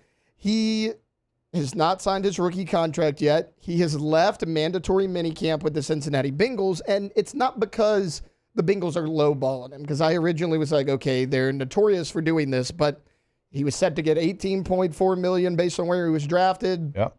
That's what he was going to get. But the Bengals were trying to put language in the contract essentially saying that they would be allowed to void any guaranteed money if he were to get in trouble, get suspended for any reason, or be cut by the team. They would void any of the future guaranteed money. And Shamar Stewart has completely walked away from the table. And there is rumors now that according to the CBA, which was modified recently, Stewart could actually re-enter the NFL draft in 2026. So if he is not signed by November 11th, with any team, he could sit out the remainder of the year and actually re-enter the draft in 2026. I don't think we'll see that happen. I mean, that's obviously, I can't remember that ever happening before, but look, I don't know how much leverage Stewart has here. He wasn't super productive at A&M. I imagine that's why they wanted to add that clause in case he was cut. He left the Senior Bowl early, if you remember. I do. You probably remember that. You were down there. Yeah. Now he's left a mandatory minicamp. I understand you want the contract a certain way, but I think this is a bad look for him. I think this is a bad look for the Bengals. I mean, there's just a lot to unpack here. Yeah. What are we doing here? I mean, we now have slotted money. Yeah, and he's in the draft. Set to get like we have, hey, this is what this pick got last year. Here's what he's going to get this year. And there's certain ways we do contracts so we don't have to deal with this anymore. Remember, we used to have holdouts all the time well into training camp. Nobody does that anymore. So, like, the Bengals, they got to stop doing stupid stuff. Like, the Bengals have to run their organization like they have a generational star at quarterback. Yep. And stop balling on a budget. Like, you spent the money on receivers, but, like, Trey Hendrickson's just chilling. I'm using the Shamar. I'm moving on from Shamar Stewart. I'm using that money on Trey Hendrickson. I mean, I think that relationship. I think it's already damaged. I don't think he'll play there again. So you would get a comp pick if you don't sign him. You would. Like, that's my next right? question. Well, so I'm thinking, treat it like the Bengals didn't have a first-round pick this year. Just give them 2 next year, like something like that. But I mentioned Stewart could be drafted again in 2026.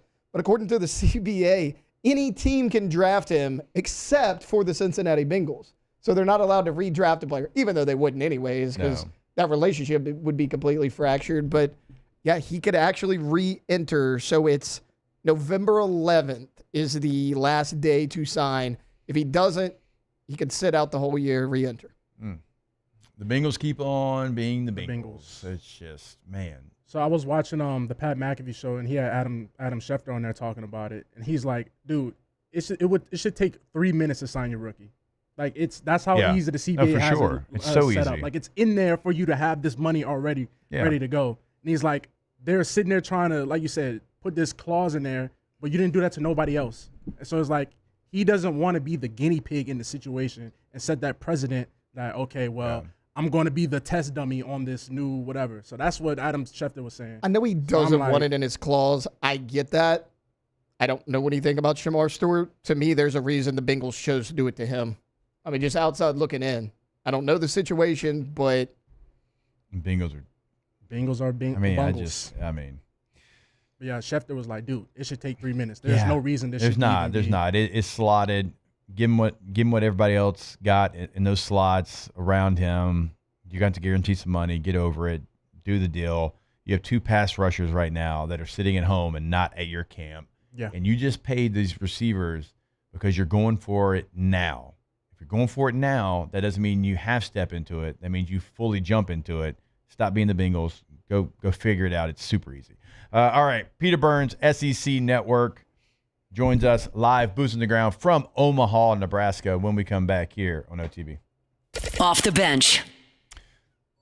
All right, go to GoTommys.com. That is Tommy's Windows, Doors, and Siding. They are the best in Baton Rouge. That is not just us telling you that. That is the Advocate telling you that. They won Best Window Company in the city. Tommy's Windows, Doors, and Siding. You'll clearly see the difference. Go to the website today. Look at testimonials, past client results. Also, check out that gallery of work that they've done. I mean, it's got it broken down, doors, windows, and you probably guessed it, siding. It's even got like an other tab of different things that they can do for you, because I always tell you about it, right? They can customize your job. You have them come out, tell them what you're looking for, and they'll get it done. If you want to pick up the phone, give them a call, have a conversation with them, 225-250-8808, but always online on their website. That's GoTommys.com. The Windsor Senior Living Community in Mandeville, Louisiana is a beautiful, vibrant apartment community geared towards seniors. They are nestled right in the heart of Mandeville, where seniors live a more carefree lifestyle in spacious apartments with the peace of mind that comes from having a little extra help. Call the Windsor at 985-624-8040 to schedule a lunch and tour. Come see how the Windsor can be your passport to peace of mind. ED, low T, or simply seeking to optimize your health and performance? Goodwood Men's Sexual Wellness offers a range of discreet services to address your specific needs. We empower men to reclaim their health and confidence. Visit yourgoodwood.com. These are the luckiest ice cubes in the world. They could have been a thankless bed for an all-you-can-eat salad bar, but instead, they've been called upon to cradle and cool a crisp, refreshing Dos Equis. Looks like the lucky just got luckier. Dos Equis. At Ochsner, we know healing is a team sport. That's why we've partnered with world-renowned orthopedic surgeon Dr. James Andrews to create the Ochsner Andrews Orthopedics and Sports Medicine Institute. Whether you're a professional athlete or a weekend warrior, our team of specialists are dedicated to getting you back in the game. So whatever your reasons are for reaching your personal best, we've only got one: you. Ochsner Andrews Institute. Long live you. At Luba Workers' Comp, our journey began over 30 years ago with a simple belief: our clients come first. At Luba, our business has always been focused on people, not policies. Through every success and challenge, we've continued to grow because we've stayed true to our values, committed to providing you with genuine dependability. Because your well-being is more than a priority. It's our purpose.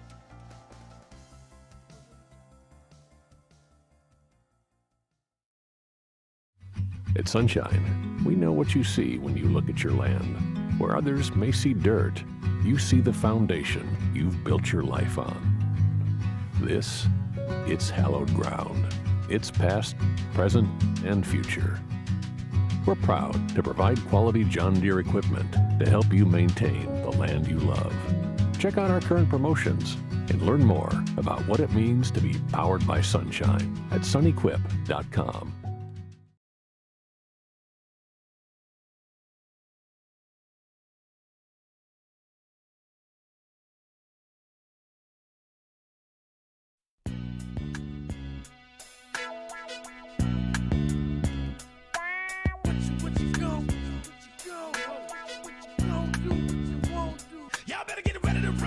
Tigers turn talkers. This is Off the Bench. All right, welcome back in OTB here on a Friday morning. Going to go to the phone lines now. We got our boy PB, Peter Burns, boots on the ground there in Omaha, Nebraska. PB, what's up, sir? Did you just hit me with some mystical this morning? Like I'm in a good spot. Like I'm a little hungover from last night, but now that I'm hearing mystical at 9:30, I'm ready. I'm ready to go. Yeah, I mean today, Jordan, our producer, has done a great job. All Louisiana basically today. Everything's about Louisiana and LSU. We're trying to send good vibes there to you in Omaha. We're gonna need it. It is it's a weird vibe because we got out here. Normally we get out here for the first day, and we always have an SEC team to cover. And now, like, this whole side of the bracket doesn't have any SEC squads. Yeah. And it's the fewest amount of SEC squads that we've had here since, I think, 2016, back when Coastal Carolina went. So the vibes are a little bit different so far, but let's be honest with you. LSU's still winning the Jello Shot Challenge. So we at least got the good vibes that are going on at Rocco's right now. Yeah, the surest bet, I think, in Omaha is that LSU is going to drink the most Jello shots and UCLA is going to drink the least amount of Jello shots. I mean, that was like, does Flynn still have the same energy on a Friday as he have it on Monday? Like, these are things that we are all trying to figure out here as the show continues to roll on. Yeah. Yeah, PB, how about this, right? So Flynn takes over for T-Bob. He does 7 straight days, was feeling himself after doing 7 straight days, and then he's in Turks and Caicos there for the last 3 days. I don't blame him. Honestly, at that point, like, that's why I do 3 days of radio a week. I'm just like, man, if I had to put up a test for 5 straight days, I'd probably need that. Like, what's impressive is that was part of his contract when doing the morning show with you. Yeah. That Gordy and the guys were like, yeah, you're right. Let's go ahead. That'll work. You know, so 7 days on. It's like the guys that work offshore outside of Homa.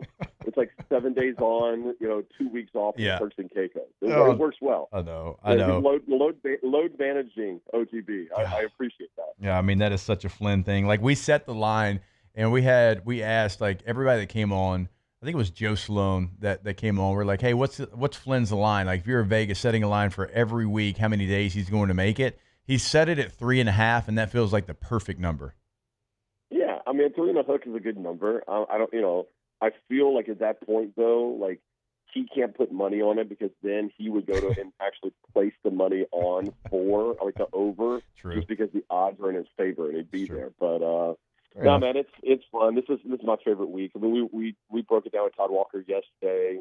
David DeLucci will be out here tomorrow at Baton Rouge. The councilman. That's right. We'll be out here breaking it down. But, I mean, right from the jump, man, LSU-Arkansas, good versus good. I had Dave Van Horn on yesterday, and I tell you what, like, I definitely 1,000% pull for LSU. But if Arkansas wins this whole thing, it ain't going to kill me because it is Dave Van Horn, man. Like, that guy. Yeah, I've heard that a lot this week.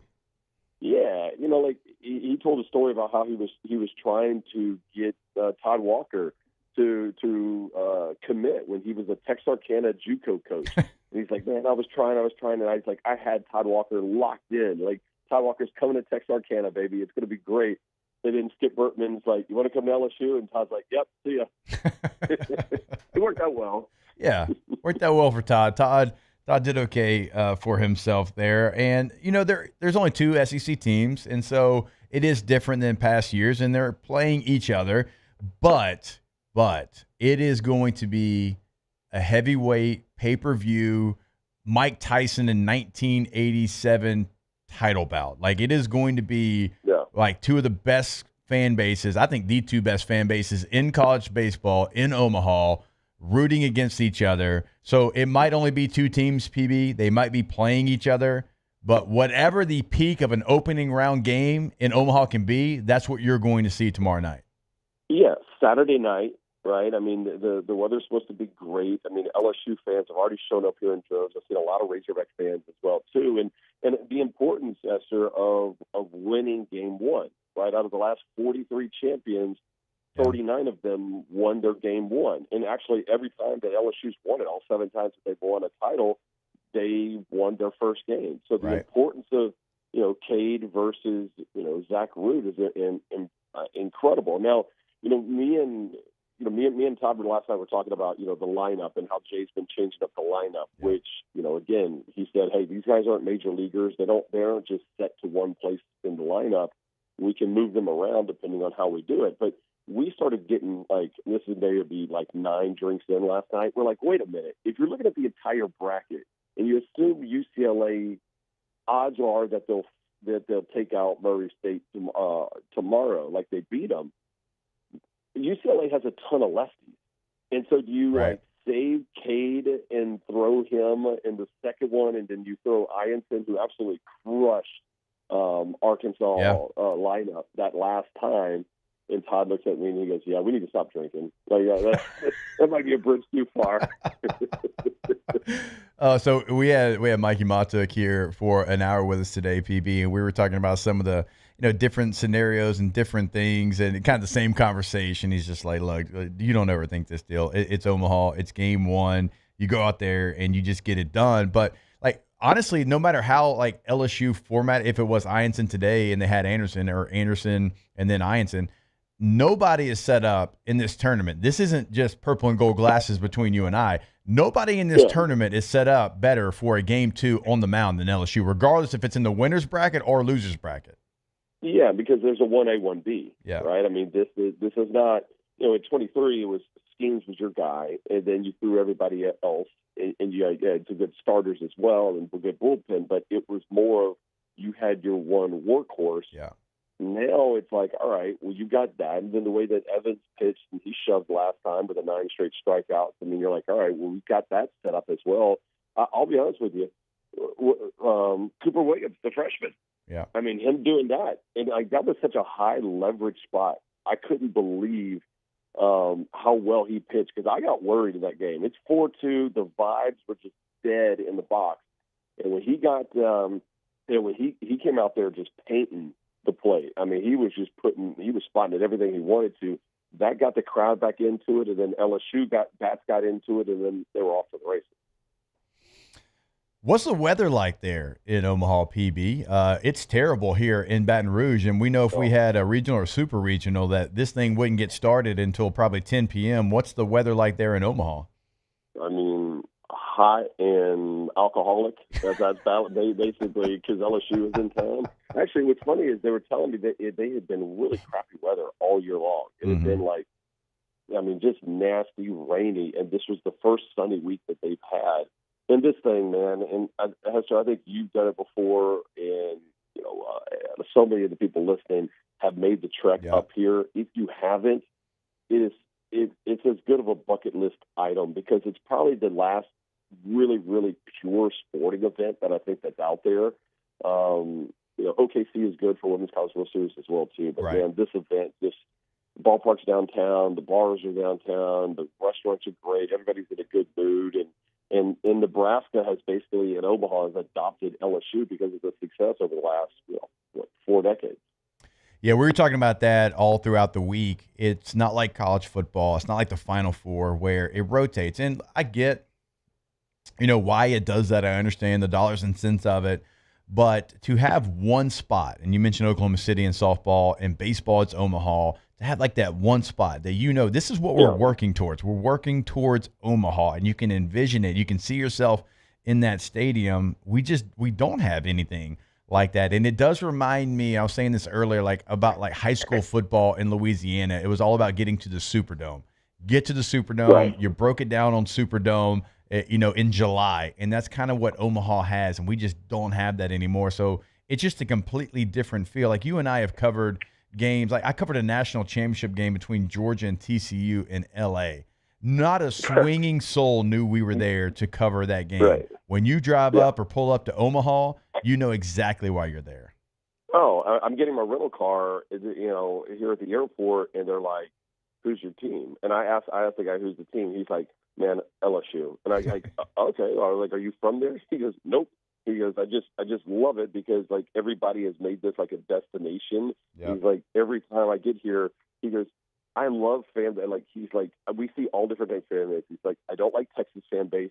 He's like, "They're not cool." He's like, "The Pac-12 teams, like they were never really kind of cool to us." He's like, "LSU fans, like as soon as they show up, you know who they are, and they're like the nicest people." And I'm like, "Well, all right, you haven't been to a Tiger, you haven't been to a Saturday night in Death Valley wearing the other team's colors yet, but it's going to be good, man." And again, we were breaking down Arkansas yesterday, like, and their fans have been great too. And that lineup is, I mean, they did all that work in regionals, in super regionals, and the Lloyd brothers didn't even play well. Right. Like, that's the scary part right now. This Davalon kid at the top of the lineup this kid is unbelievable. Predictions on maybe how it goes. You can give me LSU-Arkansas. I know you're working for the network, so if you want to leave that one off, that's fine. But like maybe day one between all the games, Coastal Arizona, Oregon State, Louisville, UCLA, Murray State. How do you see that playing out, PB? Yeah, I mean, I like Coastal. It's not just a 23, 24 game win streak. It's just they do everything really well, and it does it. And and just watching them in practice yesterday, I mean, like there's certain people you can tell that like they're taking it in. You're like, wow, this is awesome. Like Coastal looked like a team that's like, yeah, this is game 75 of a 162 game series. Like just the way that they've carried themselves. I like Coastal on that side of the bracket. And honestly, and I know it's going to be a cop out, but I like Coastal versus the winner of Saturday night between LSU and Arkansas. I mean, it's that simple because you get such a leg up when you win that first game in Omaha, and this is basically like the Spider-Man meme of Arkansas and LSU pointing at each other right now. No, I agree with you wholeheartedly there, man. It is going to be, again, just must-watch TV, just a heavyweight title bout. Can't wait to watch it. PB, on the way out, like Derek Dooley used to tell us, they will brew more beer in Omaha. You don't have to consume it all in one night. We're going to try. And listen, I think we'd have been in good shape had we just stuck the beer. We'll just put it that way. If we just stuck the beer, we'd be in good shape. Fair enough. So, I'll rally for our show at 10 p.m. tonight, so I'll be okay. PB, you're the man. We appreciate you joining us, man. Enjoy the trip, and if LSU makes it to the championship series, sir, I will try to find my way to be there with you. We'll find Matt Flynn's private jet, and we'll make sure we do the show from up there. Yeah, okay? That's not too far off what I'm thinking. So we'll spend some of that Seattle Seahawks trust fund money. So I'm in. All right, PB, appreciate it. Yeah, buddy. All right, Peter Burns, Boots on the Ground, SEC Network, colleague at SiriusXM, enjoying Omaha as Peter Burns always does. All right, we will take our last break of the week, finish it up like we always do, getting to your Ask the Bench questions right here on 104.5 ESPN Baton Rouge. Off the bench. So we got bad weather here right now, right? I mean, just dark skies, rain. So we got some bad weather coming. Can you imagine if you were getting ready to watch the game tomorrow night, your power goes out and you haven't had Boudreaux's Electrical over to install that whole home generator? Because if you have had them out, you got peace of mind. You got no worries. It's going to happen, and then boom, you're going to hear that quiet little and it's the best sound in the world because oh man, my whole home generator has kicked on, game's on, we're good. You got lights, air conditioner, the snacks are good, the beer's good. But if you don't, you're gonna be lonely on the dance floor because you're not gonna have power and you're not gonna have a game. So have that peace of mind with Boudreaux's. More power, more protection. Boudreaux'Electrical.com. Breck teamed up to reimagine your parks, and you imagined big. With your help, we went to work, creating 12 beautiful community parks across the parish. A family-sized water park, miles and miles of trails, and parks just for your dogs. There are more places to splash, to explore, to run wild, and even soar. You imagined, we delivered. Gold. Breck, your #1 park system in the nation. Baton Rouge's home for real rock. It's Eagle 98.1. Foo Fighters. Led Zeppelin. AC/DC. Pearl Jam. And the flagship home for LSU sports. Take us anywhere with the Eagle 98.1 app. Eagle 98.1 is the rock station. Men, age is just a number. Don't let it dictate how you feel. Goodwood Men's Sexual Wellness has anti-aging services that can help you look and feel your best. Visit yourgoodwood.com and discover a renewed sense of vitality. Gulf Coast Office Products is a nationally recognized Savin office equipment dealer based right here in Louisiana. Over 100 employees strong, Gulf Coast has the boots on the ground to support all vertical markets, from education, engineering, legal, and finance. With the latest in office technology, from desktop to production segment units, Gulf Coast and Savin have the perfect fit for you. Call 225-756-2644. That's 756-2644 for Gulf Coast Office Products. These are the luckiest ice cubes in the world.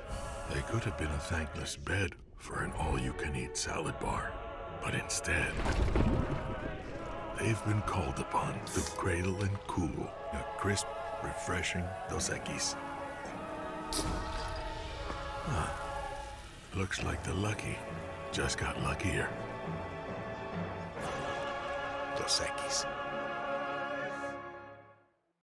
At Auctioner, we know healing is a team sport.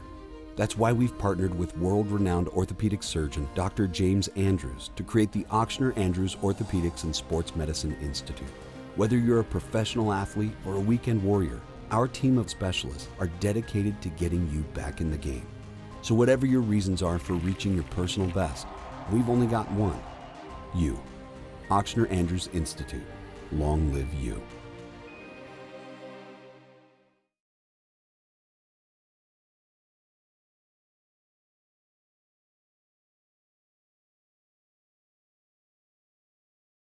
Ex-European. Get it ready. Check this out. Talk that stuff now, roll with it. Talk that stuff now, roll with it. Talk that stuff now, roll with it. Talk that stuff now, walk it like a dog. From players to legends, Hester and Flynn break down LSU football like only champions can.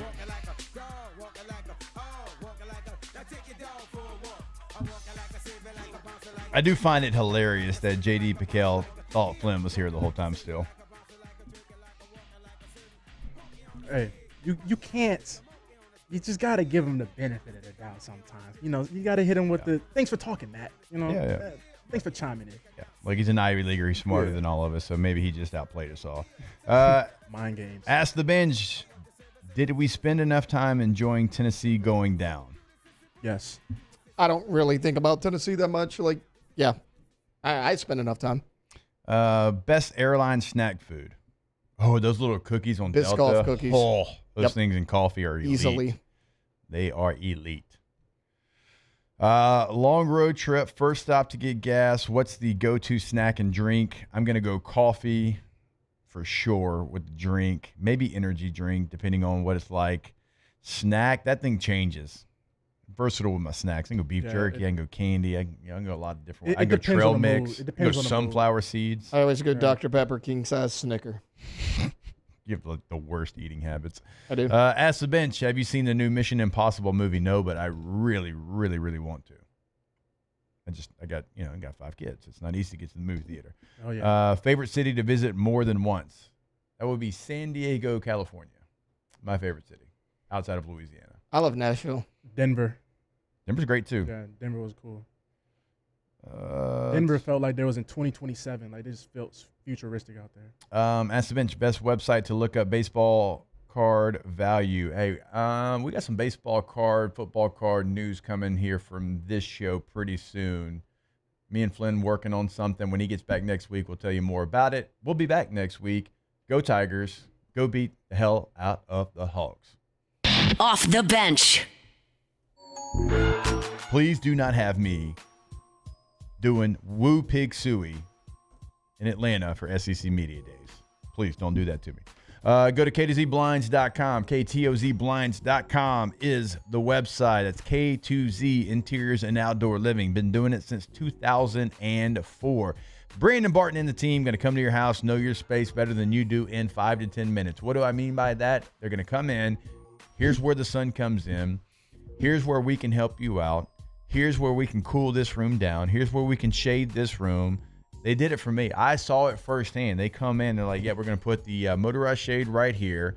All right. When you drop that, it's going to take away the sunlight from this sunroom. It's going to get rid of that glare that's on your TV when you're trying to watch the big game. And they know your space better than you do. It is an incredible thing to witness. Have them come out to your home. Schedule today. Go to the website, K2ZBlinds.com.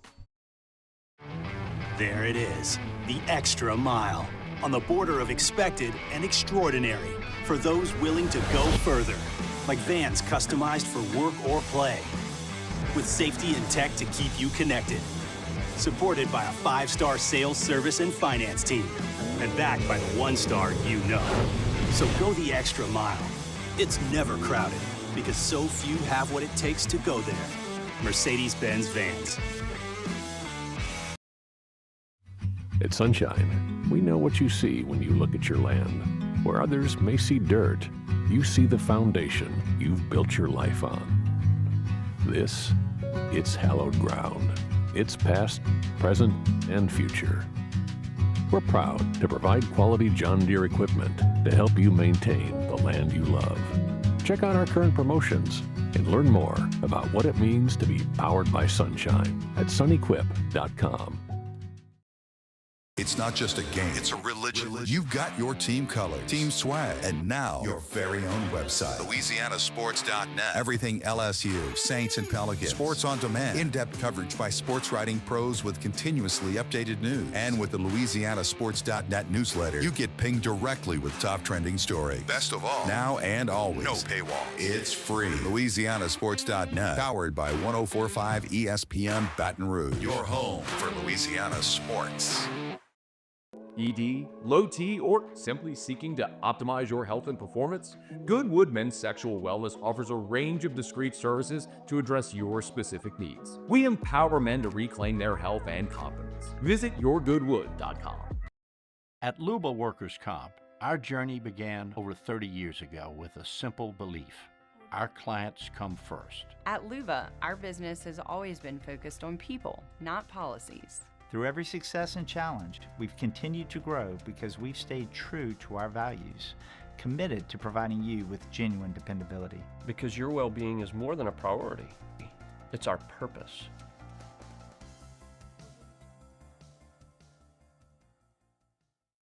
Gulf Coast Office Products is a nationally recognized Savin office equipment dealer based right here in Louisiana. Over 100 employees strong, Gulf Coast has the boots on the ground to support all vertical markets from education, engineering, legal, and finance with the latest in office technology from desktop to production